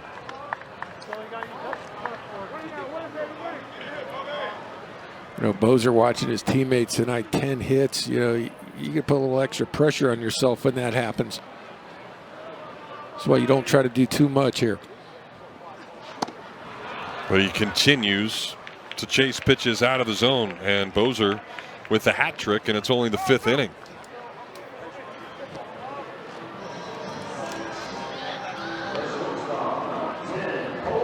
And that's certainly a guy that Florida needs to get going. They've got to figure out what's wrong with Bobby, a guy that had more than 400 at-bats before he got here. And that's the thing. He was so hot in the beginning of the season. So here's Shelton. That's why in a game of baseball, you just never know when you're going to go on the streak, when you're not. You know you're going to end up scuffling at some point in the season. That's inevitable. Yeah. Unless you're Jack Caglione. But we're talking mere mortals here. Shelton's average continues to creep up. It's at 384 now, as he's got back-to-back singles. And you look at the difference, not only the batting average, but the inability to strike out this year. Yeah, well, one obviously leads to the other. Put the ball in play. And look, he's a strong kid. When he puts it in play, it's not like he's hitting ground balls that barely get through. I mean, he's putting charges in them. They're not necessarily long balls, but they're getting through that infield quick. The home runs will come. He'll be double-digit home run-wise by the end of the year. You can count on that. Freeman's not even close to him. And again, no one up in the pen here. And you know, it's like Chris Hayes in this scenario. He knows he's got conference weekends. He's looking at that scoreboard. And he's thinking, I don't want to use a good reliever here down 8. And that one's wide.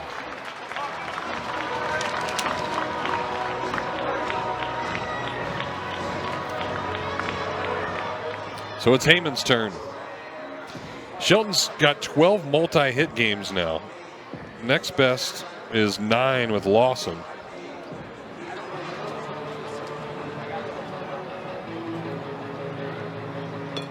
Nato's homer, 101 off the bat. 361 feet into the Gator bullpen. That last helping of potatoes got that one over. That's right. Yeah.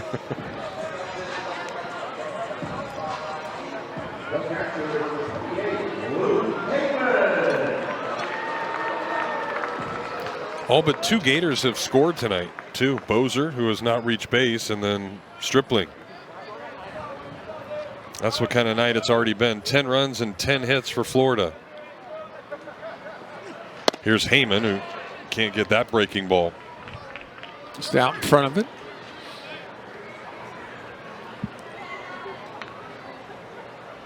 You know, it's guys like Heyman, Shelton, Bozer. They're going to be double-digit home run guys where you know Doné is.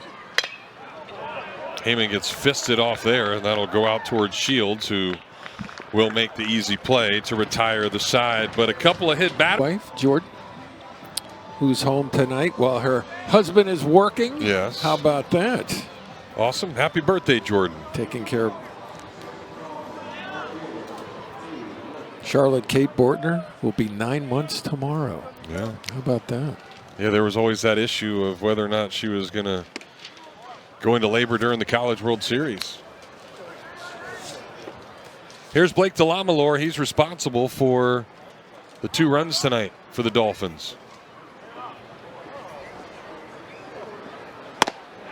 And he was trying to get another one with that swing. Sullivan Bortner actually told me his wife's actual birth age. I said I'm not going to say that. It's 20-something. I just forgot. That's right. Good fastball there by Jansen's, as that one is a souvenir down the right field line. Here was a souvenir down the left field line. Yeah, that ball's buggy whipped. And we've seen Blake Delamalore in Gainesville do well. He's all about giving freebies. There's another one hit into the stands, and the battle for it starts up there on the berm. And there you go. Good snag. Too bad it's spring break, or he would have gone to school tomorrow and told a cool story. 1-2 is just off the plate. I wonder if they still do show and tell. Probably not.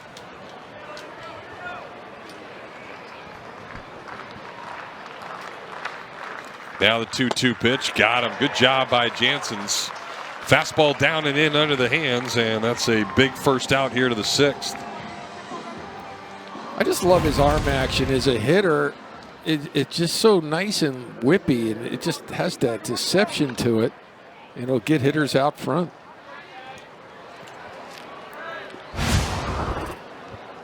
So now a left-on-left matchup as Chandler Howard digs in there. Big open stance.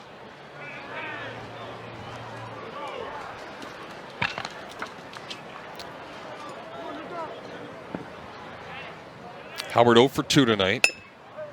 Still swinging it well here in his junior season. Above 350 with the average, as that one catches the corner. That's a good catch, Chatty. Good job. Nobody beat you right here.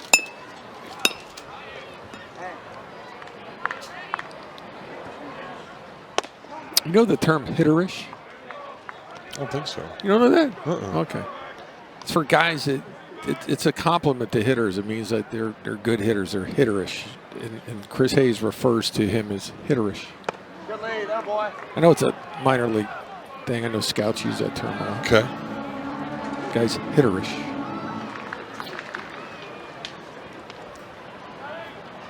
Yeah, he was a really good one in high school up in Columbia.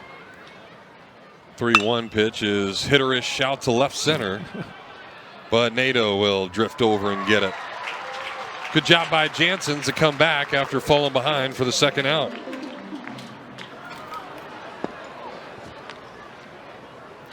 And the Dolphins do now have a righty starting to get loose. Kyle Powers, or excuse me, it's a lefty. Kyle Powers.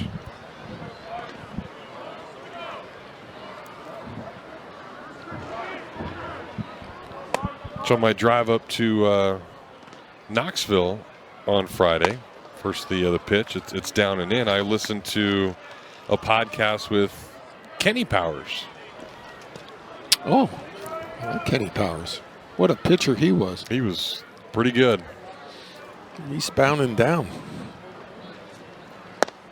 Carson Stevens is a transfer from Chico State. You know what's in Chico? The National Yo-Yo Museum. I've been to it. Oh, really? Yeah. That'd be cool. Yeah. You're like the Clark Griswold of travel. It's the National Yo-Yo Museum.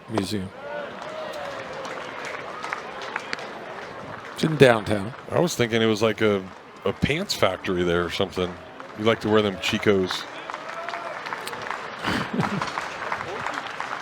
That's even better with the yo-yos. 1-2 is chopper foul. Could you yo-yo? Like walk the dog and all that? Around the world? Yeah. No. No, but it was growing up as a kid. I was the one kid that couldn't figure out the yo-yo. That one just missed down in the zone. About the Rubik's Cube, you ever solve that? All right. A minute and a half. It took me to get it out of the package.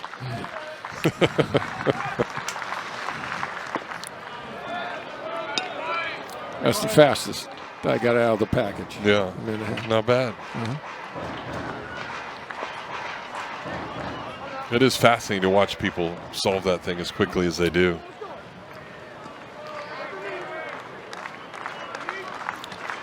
Jansen's trying to finish off the inning. Here's a full count pitch, and he lost him. 2-out walk, and Stevens will trot down to first base.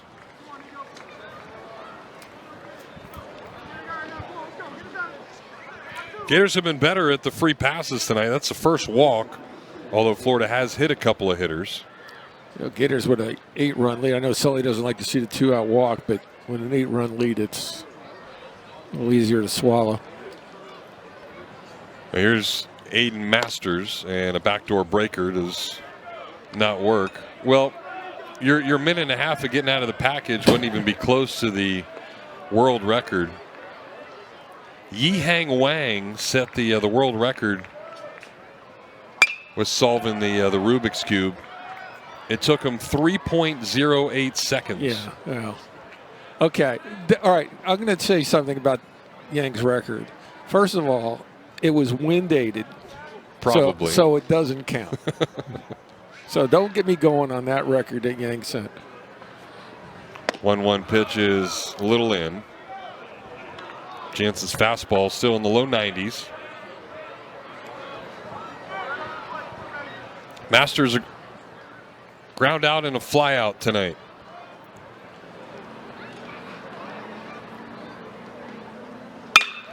And this one hit pretty well out to right center. Yost is going to try to run it down. He's not going to get there. That'll short hop the wall. He gets it on a good relay. Lawson's going to get it. Here comes the throw to the plate, and it's not going to be in time. So the 2-out walk does, in fact, come back to hurt as Masters goes shopping in the gap, and Jacksonville gets their third run of the game. And Masters is a guy they've been waiting to get some offense out of, and was hurt a year ago. Chris Hayes says he's got a handsy swing. Good hand work on this right there. And there's a good job on the relay. That ball just hit too deep in the park, and with 2 outs, he was running on the pitch. So now Cade Hentz will try to drive him in. He's already doubled tonight. Better breaking ball that time by Jansen's. But again, a 2-out walk comes back to hurt. 2-out walk came back to hurt Jacksonville back in the second inning as Curlin walked with 2 outs. And then Ty Evans drove him in. Check swing, but he went around. And Hentz quickly in an 0-2 hole. I'm going to come right back with that pitch.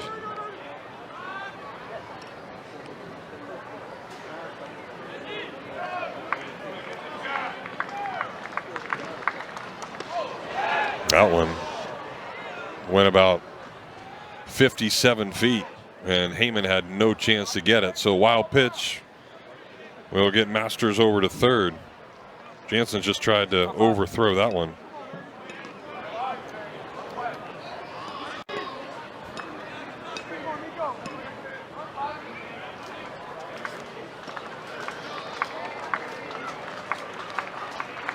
Heyman caught all 3 games on the weekend. Jansen ready, a little show chopper. This is going to be a tough play for Shelton. He'll come get it and will not be able to make the throw. So the wild pitch gets the runner over to third on a 2-strike wild pitch. And then an infield grounder gives Jacksonville another run in the inning. Been a 2-out walk rearing its ugly head here tonight, leading to multiple run innings. Got him to swing over the top of it. He made a good pitch. It's just hitting the perfect spot. Really nothing Shelton could do right there. Put it in his pocket.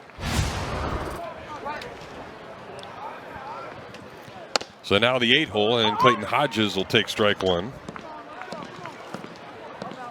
Hodges 0 for 2 tonight, 0 for his last 11 with 6 strikeouts at the plate. Average down to just 189.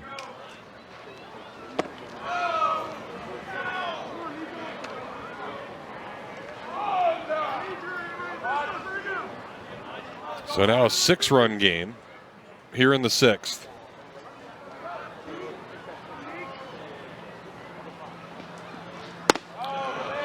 And that one's down.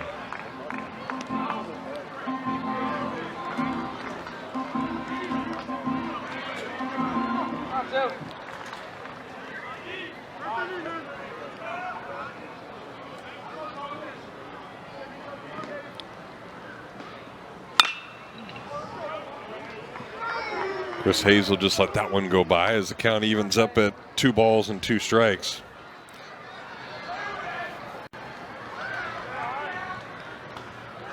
Kevin O'Sullivan letting Jansen work his way out of this. We'll see if we can do it with this pitch. The 2-2 offering is fouled off. Gators 13-1 at home this year.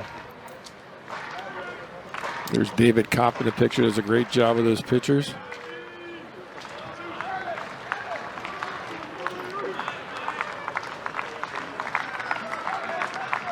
Another 2-2, and we'll do it again. And I think that's where the difference is. We mentioned the midweek games and the importance of winning those, and how it almost hurt the Gators last year not making the postseason. So there you see the 13-1. Last year the Gators here in this ballpark 19-13. Yeah.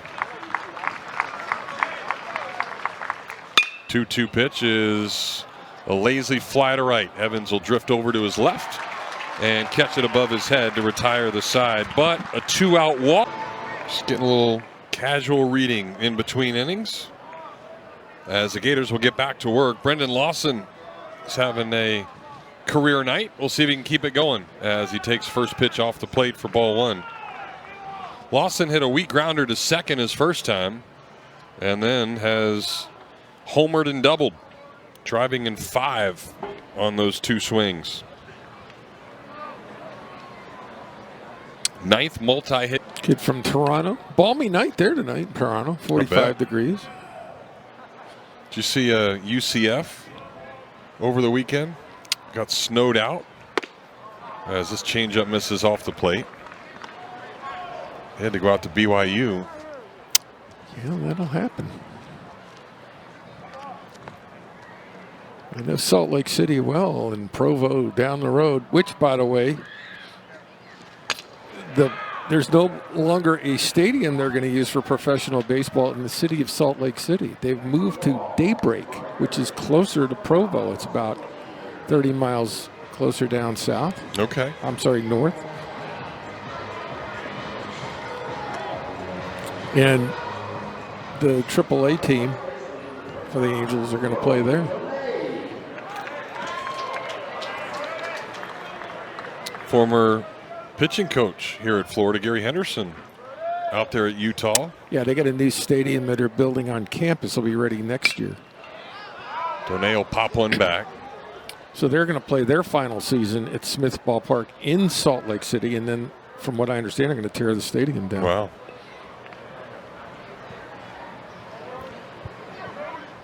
Donay 1 for 2 tonight. He struck out his last time up. He was the first guy that Freeman faced when he came in back in the 4th inning. Freeman was able to get him on some breaking balls. That one was not a good one.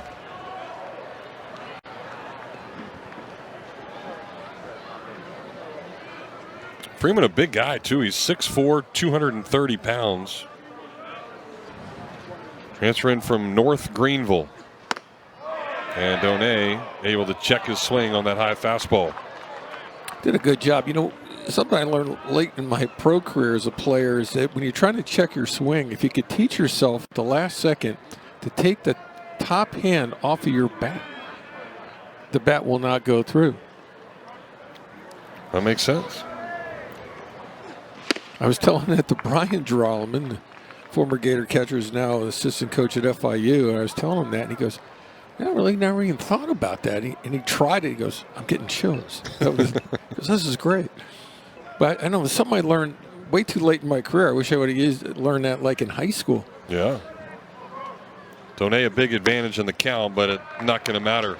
Freeman's all over the place here in the 6th. Back-to-back walks to get the Gators going.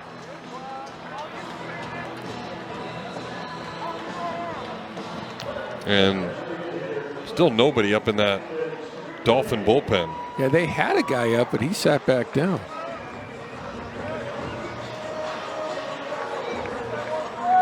It was Kyle Powers and nowhere to be found. So here's Stripling. One of 2 Gators to not have scored tonight, but he does have a hit. And he'll take that one high for a ball.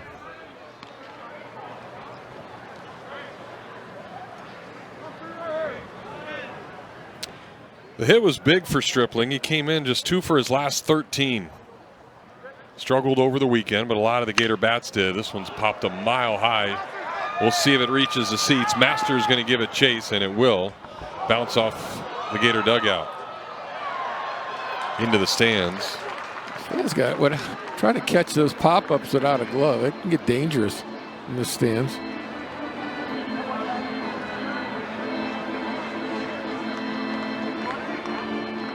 Stripling, the only guy in the lineup tonight that did not have a career at bat against Jacksonville. He didn't play in that first meeting.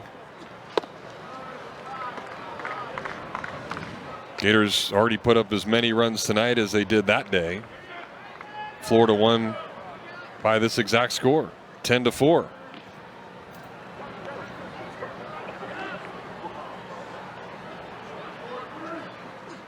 Stripling drills this one, an absolute no-doubter. And that one is almost out of the stadium. A souvenir onto the berm. Stripling homers for the 2nd time as a Gator. And it's another 3-run shot. 4 straight innings where the Gators have put 3 runs on the board.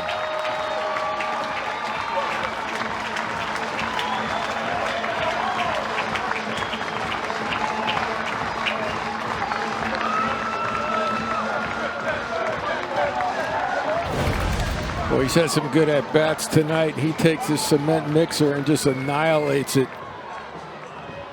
You knew as soon as he hit it, that thing was gone right up halfway up the berm. It got out of here in a hurry. Just a great addition to this ball club. Very versatile. Good left-handed bat. He's now the 4th Gator tonight with a multi-hit game. And now the only guy that hasn't scored is Bozer. Evans scored his last time up after he was hit by a pitch. He'll take that one down low.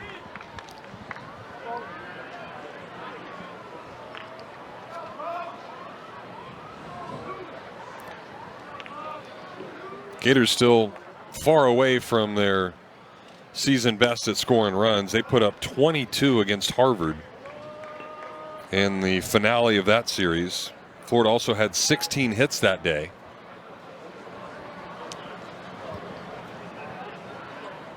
Still nobody out in the inning.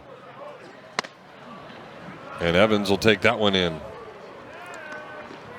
What made matters worse for Harvard, they had to stick around late that night because the game was a doubleheader because they already had called off the Sunday game. They couldn't leave town till Sunday night.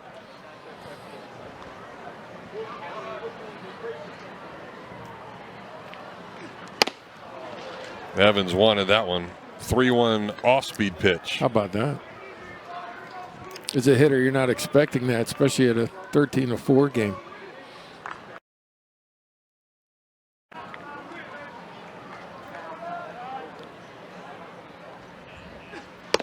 So you knew he would get it again, and he takes it off the plate. So 3 walks and a homer in the inning. And Freeman can't find it. And Powers is back up again. And here comes Chris Hayes.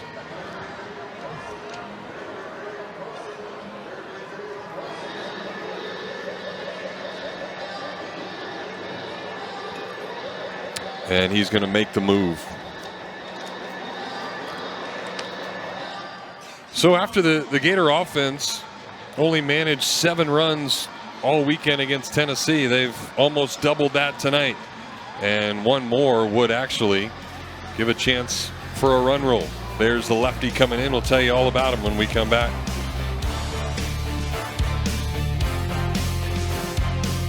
And this time it is one for Jacksonville as Kyle Powers will make the appearance. Yeah, Kyle Powers, a freshman, big kid, fastball, curveball change. Has a high slot on his delivery here. And what they like about him, though, is the fact that he's just been fearless. He just goes after hitters. See the numbers on the air, but they just like how he attacks in the early stages of his career. Out of Atlantic Beach, Florida. 3 of the next 4 Gator hitters are left-handers. So we'll see if Powers can do something against him. Yost is hitting for the 4th time tonight, but officially just 0 for 1. He's been hit and walked. So he's looking for his first hit. And that fastball off the plate on an 84-mile-an-hour fastball. Yeah, interesting. You read about guys and what they're into. They said Powers is an artist and he wants to own his own art gallery. Wow. In the future. Right now he's just going to paint on the corners, right? He's missed the black a couple of times. They get a bigger brush. Yeah.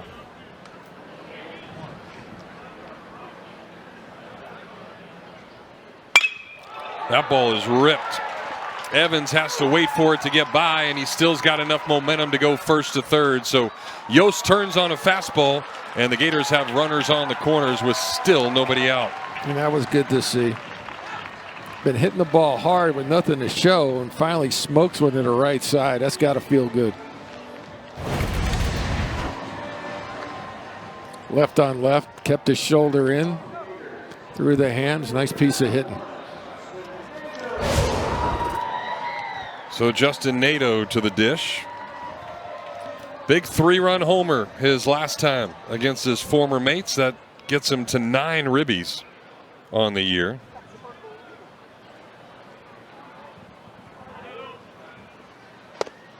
He'll swing and miss at that slider. Stripling became the 9th Gator to reach double digits in RBI this year. So Nadeau could be the 10th if he could drive in one more run. Slow chopper to second. They'll go to second for 1, but that'll be it. So Nadeau's RBI ground out will in fact give him double digits on the year. His 4th RBI of the night, and the Gators now up 10.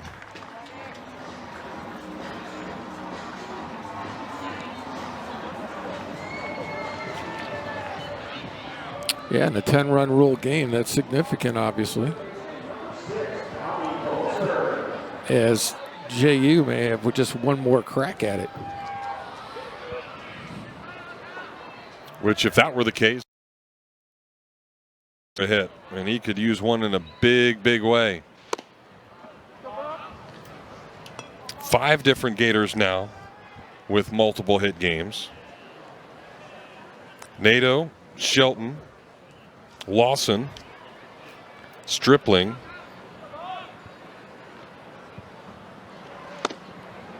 and that one will miss again.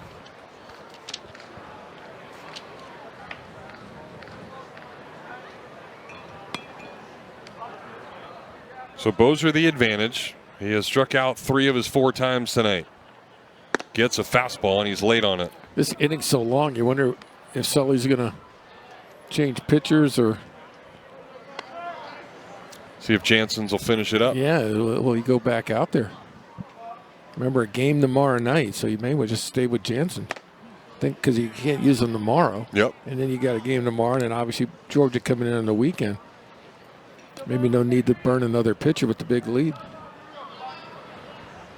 Decisions. 3-1 to Bozer is off the plate. That's actually a really good at bat. I'll tell you why. If you're scuffling, you're usually going to swing out of the zone just because it's human nature, right? So to be patient enough to take a walk in that scenario shows me a lot. It's the 4th walk in the inning for Jacksonville pitchers.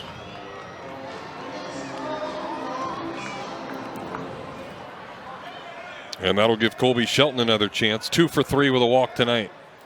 Average up to 384. Still just 1 out in the inning. And Shelton will take a breaking ball there for strike 1.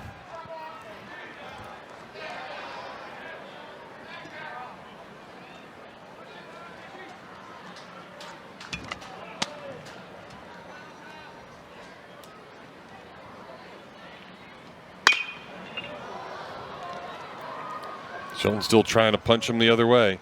And why not? He's got left on left. Just see it deep. No wind to speak of tonight, which is unusual this season. There's always been wind going left, right, in, out, right center, left center, but nothing tonight. Shelton got a piece of that one to stay alive. It's like the rain in Forrest Gump when he was out there in Vietnam. Yeah. Sideways rain. Some came right up from the ground. I know, you crazy. Know yeah.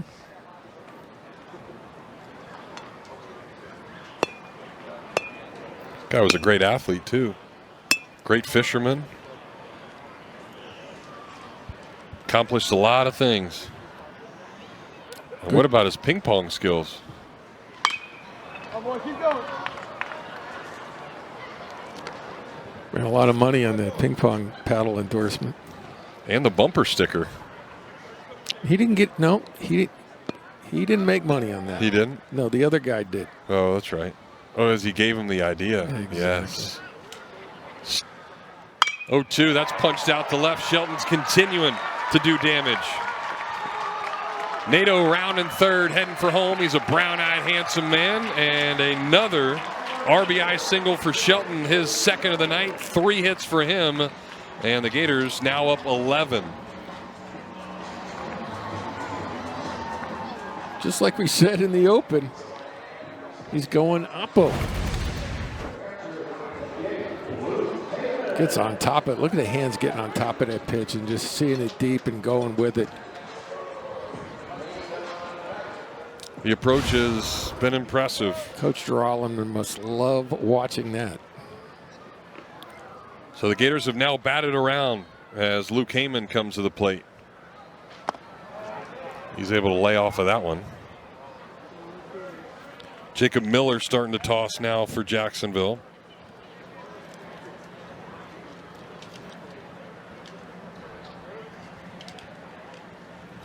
And if he comes in, it's like one of those big league games where they have to bring in a position guy. He's listed as an outfielder. As Heyman takes this one down low for ball 2. Heyman's got a hit tonight. He scored a couple of runs. Trying to bring in Bozer, and if he does, then every Gator would have scored tonight. Little chopper to third. Hens has it. They'll go the short route for 1. On to first is not in time. That'll get away, and Bozer will in fact score. So every Gator has scored tonight. And that throwing error by Shields allows the Gators to get their 16th run. In the quirks of baseball, the only reason it is an error is because the runner from third scored. Had he not, it would not have been an error. Because you can't presuppose a double play. And Heyman does not get an RBI for that. So here's Lawson. Started the inning with a leadoff walk.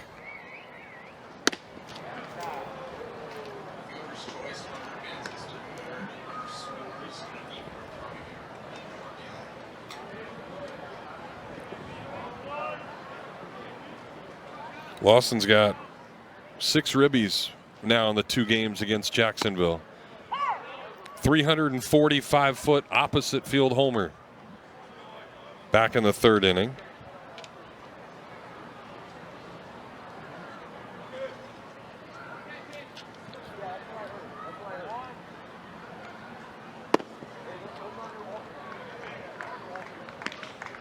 You know, Chris Hayes' club has come into Gainesville a few times in the last, 5 years and come away with, 3 out of 5 victories, something like that. And this will not be one tonight. Gators total dominance. And Lawson continues to dominate. 2nd time this year he's had 3 hits in a game. This is exactly what Kevin O'Sullivan wanted his club to do after last weekend in Tennessee. And like I said also when we came on the air, this is a good team. I mean, yeah, you get a bump in the road. You go up to Knoxville, #1 team in the nation. Look, that 2nd game was 1 inning. It was a 9-run inning. That's a rarity, anomaly. Yep. And the other 2 games were close and could have gone either way except for a break here or there. So, yeah, this is good to see for this Gator team. Get back on the horse and just start swinging. Donay always does that, and he'll take that one. Yeah, Friday night's game, you had the play at second base with Heyman. If that's called a different way, then it's a tie game at that point. And then if a strike is called on a couple of pitches that were borderline, then Tennessee doesn't have the opportunity to take the lead in the 6th. And the Gators would have gone into the 7th with a 1-run lead. Yeah, and you look at what King did. Aiden King as a #2 starter on the weekend looks so good. So you lock him in as a guy that I think could handle that role. And look, in the SEC, a lot of times you look on Sunday, no matter who's playing, you know, you got teams in the top 10. Sunday's always TBA on a lot of these teams. It's not like people have a set rotation. And Clemente was really good for 3 innings in his comeback. 1-2 to Donay is a little wedge out to center field, and Hodges will drift over and make the catch. But a big inning for the Gators. Talk about having a long inning waiting around. Jansen's. And just like that, Sammy Mumau greets him with a line drive back up the middle. So the former Gator has back-to-back singles in his last 2 at-bats. I wonder if Mumau's walk-up song is Papa Mumau by the Rivingtons. Could be. And speaking, his Papa Mumau actually played ball in the Blue Jays organization with Chris Hayes. What do you think of that? How about that? Pretty cool.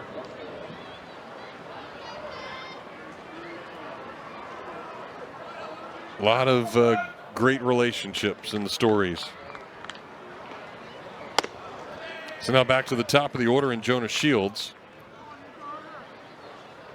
Good story across the street last night as Gator softball took down Texas. Oh, we've got a pinch hitter in Jackson Westmoreland now. Kid from Ball Ground, Georgia, St. Francis High School. Just a 182 average on the year. So he hits for Shields in the leadoff spot, and Jansen throws him a strike. Just his 11th at bat this year. Got 2 hits. But 6 strikeouts. And he's quickly in a 1-2 hole. And he'll head back to the dugout. Good breaking ball by Jansen's for the first out of the inning. Ball Ground, Georgia? Yep. Okay. A lot of good fungo hitters must come out of there. No doubt.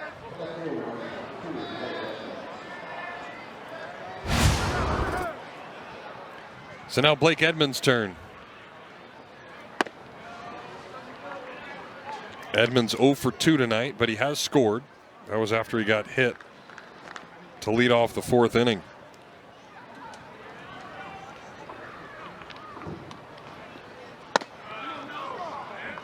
Jansen's missing with a breaking ball.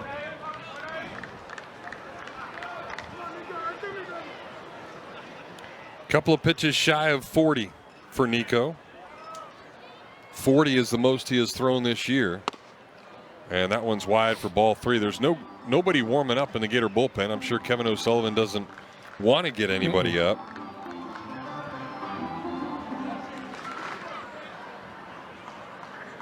No, as we've talked about, there's a game tomorrow night, and I'm sure he's got some pitchers earmarked to throw then.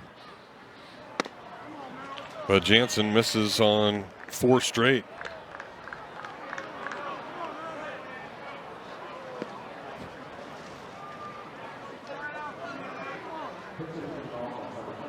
And we're going to get another pinch hitter. It's Jacob Miller. Miller was the guy that was warming up in the bullpen. Sophomore from Glen St. Mary. And he'll foul off the first pitch. Miller on the year just 2 at-bats, and he has struck out in both of them.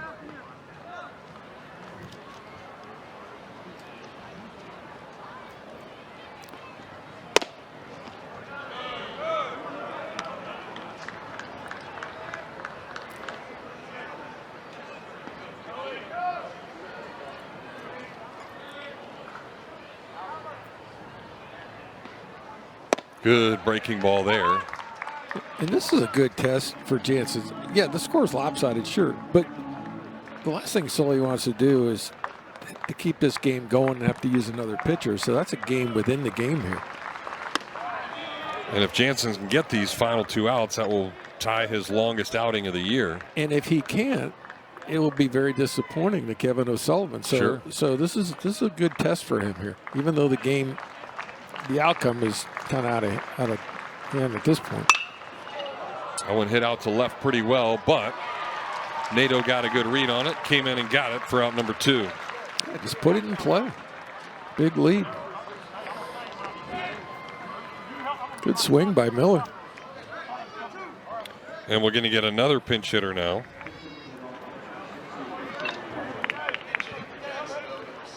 It'll be Trent Kelly from Winter Garden. Sophomore right-handed hitter. Kelly also 2 at-bats on the year. 0 for 2 with a strikeout. And he will take strike 1.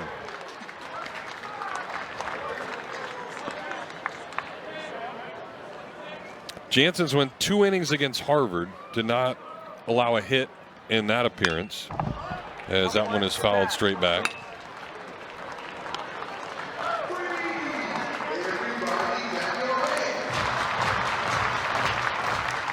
Well, Albert's ready as the rest of the crowd comes to their feet here as Jansen tries to get the final out. Here's the 0-2 pitch, and he got him. And the Gators